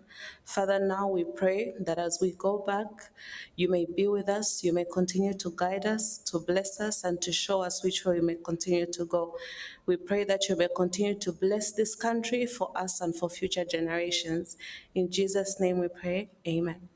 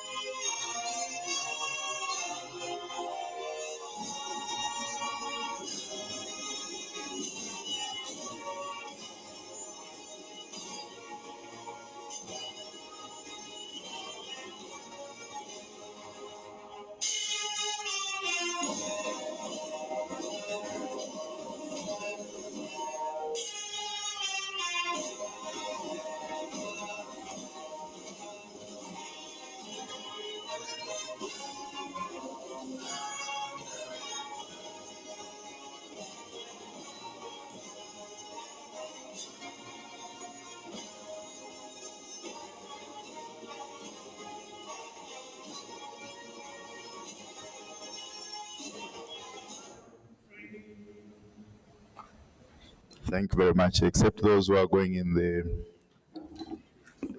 VIP room, may we collect our meal coupons by the door from the colleagues who are there. Thank you so much.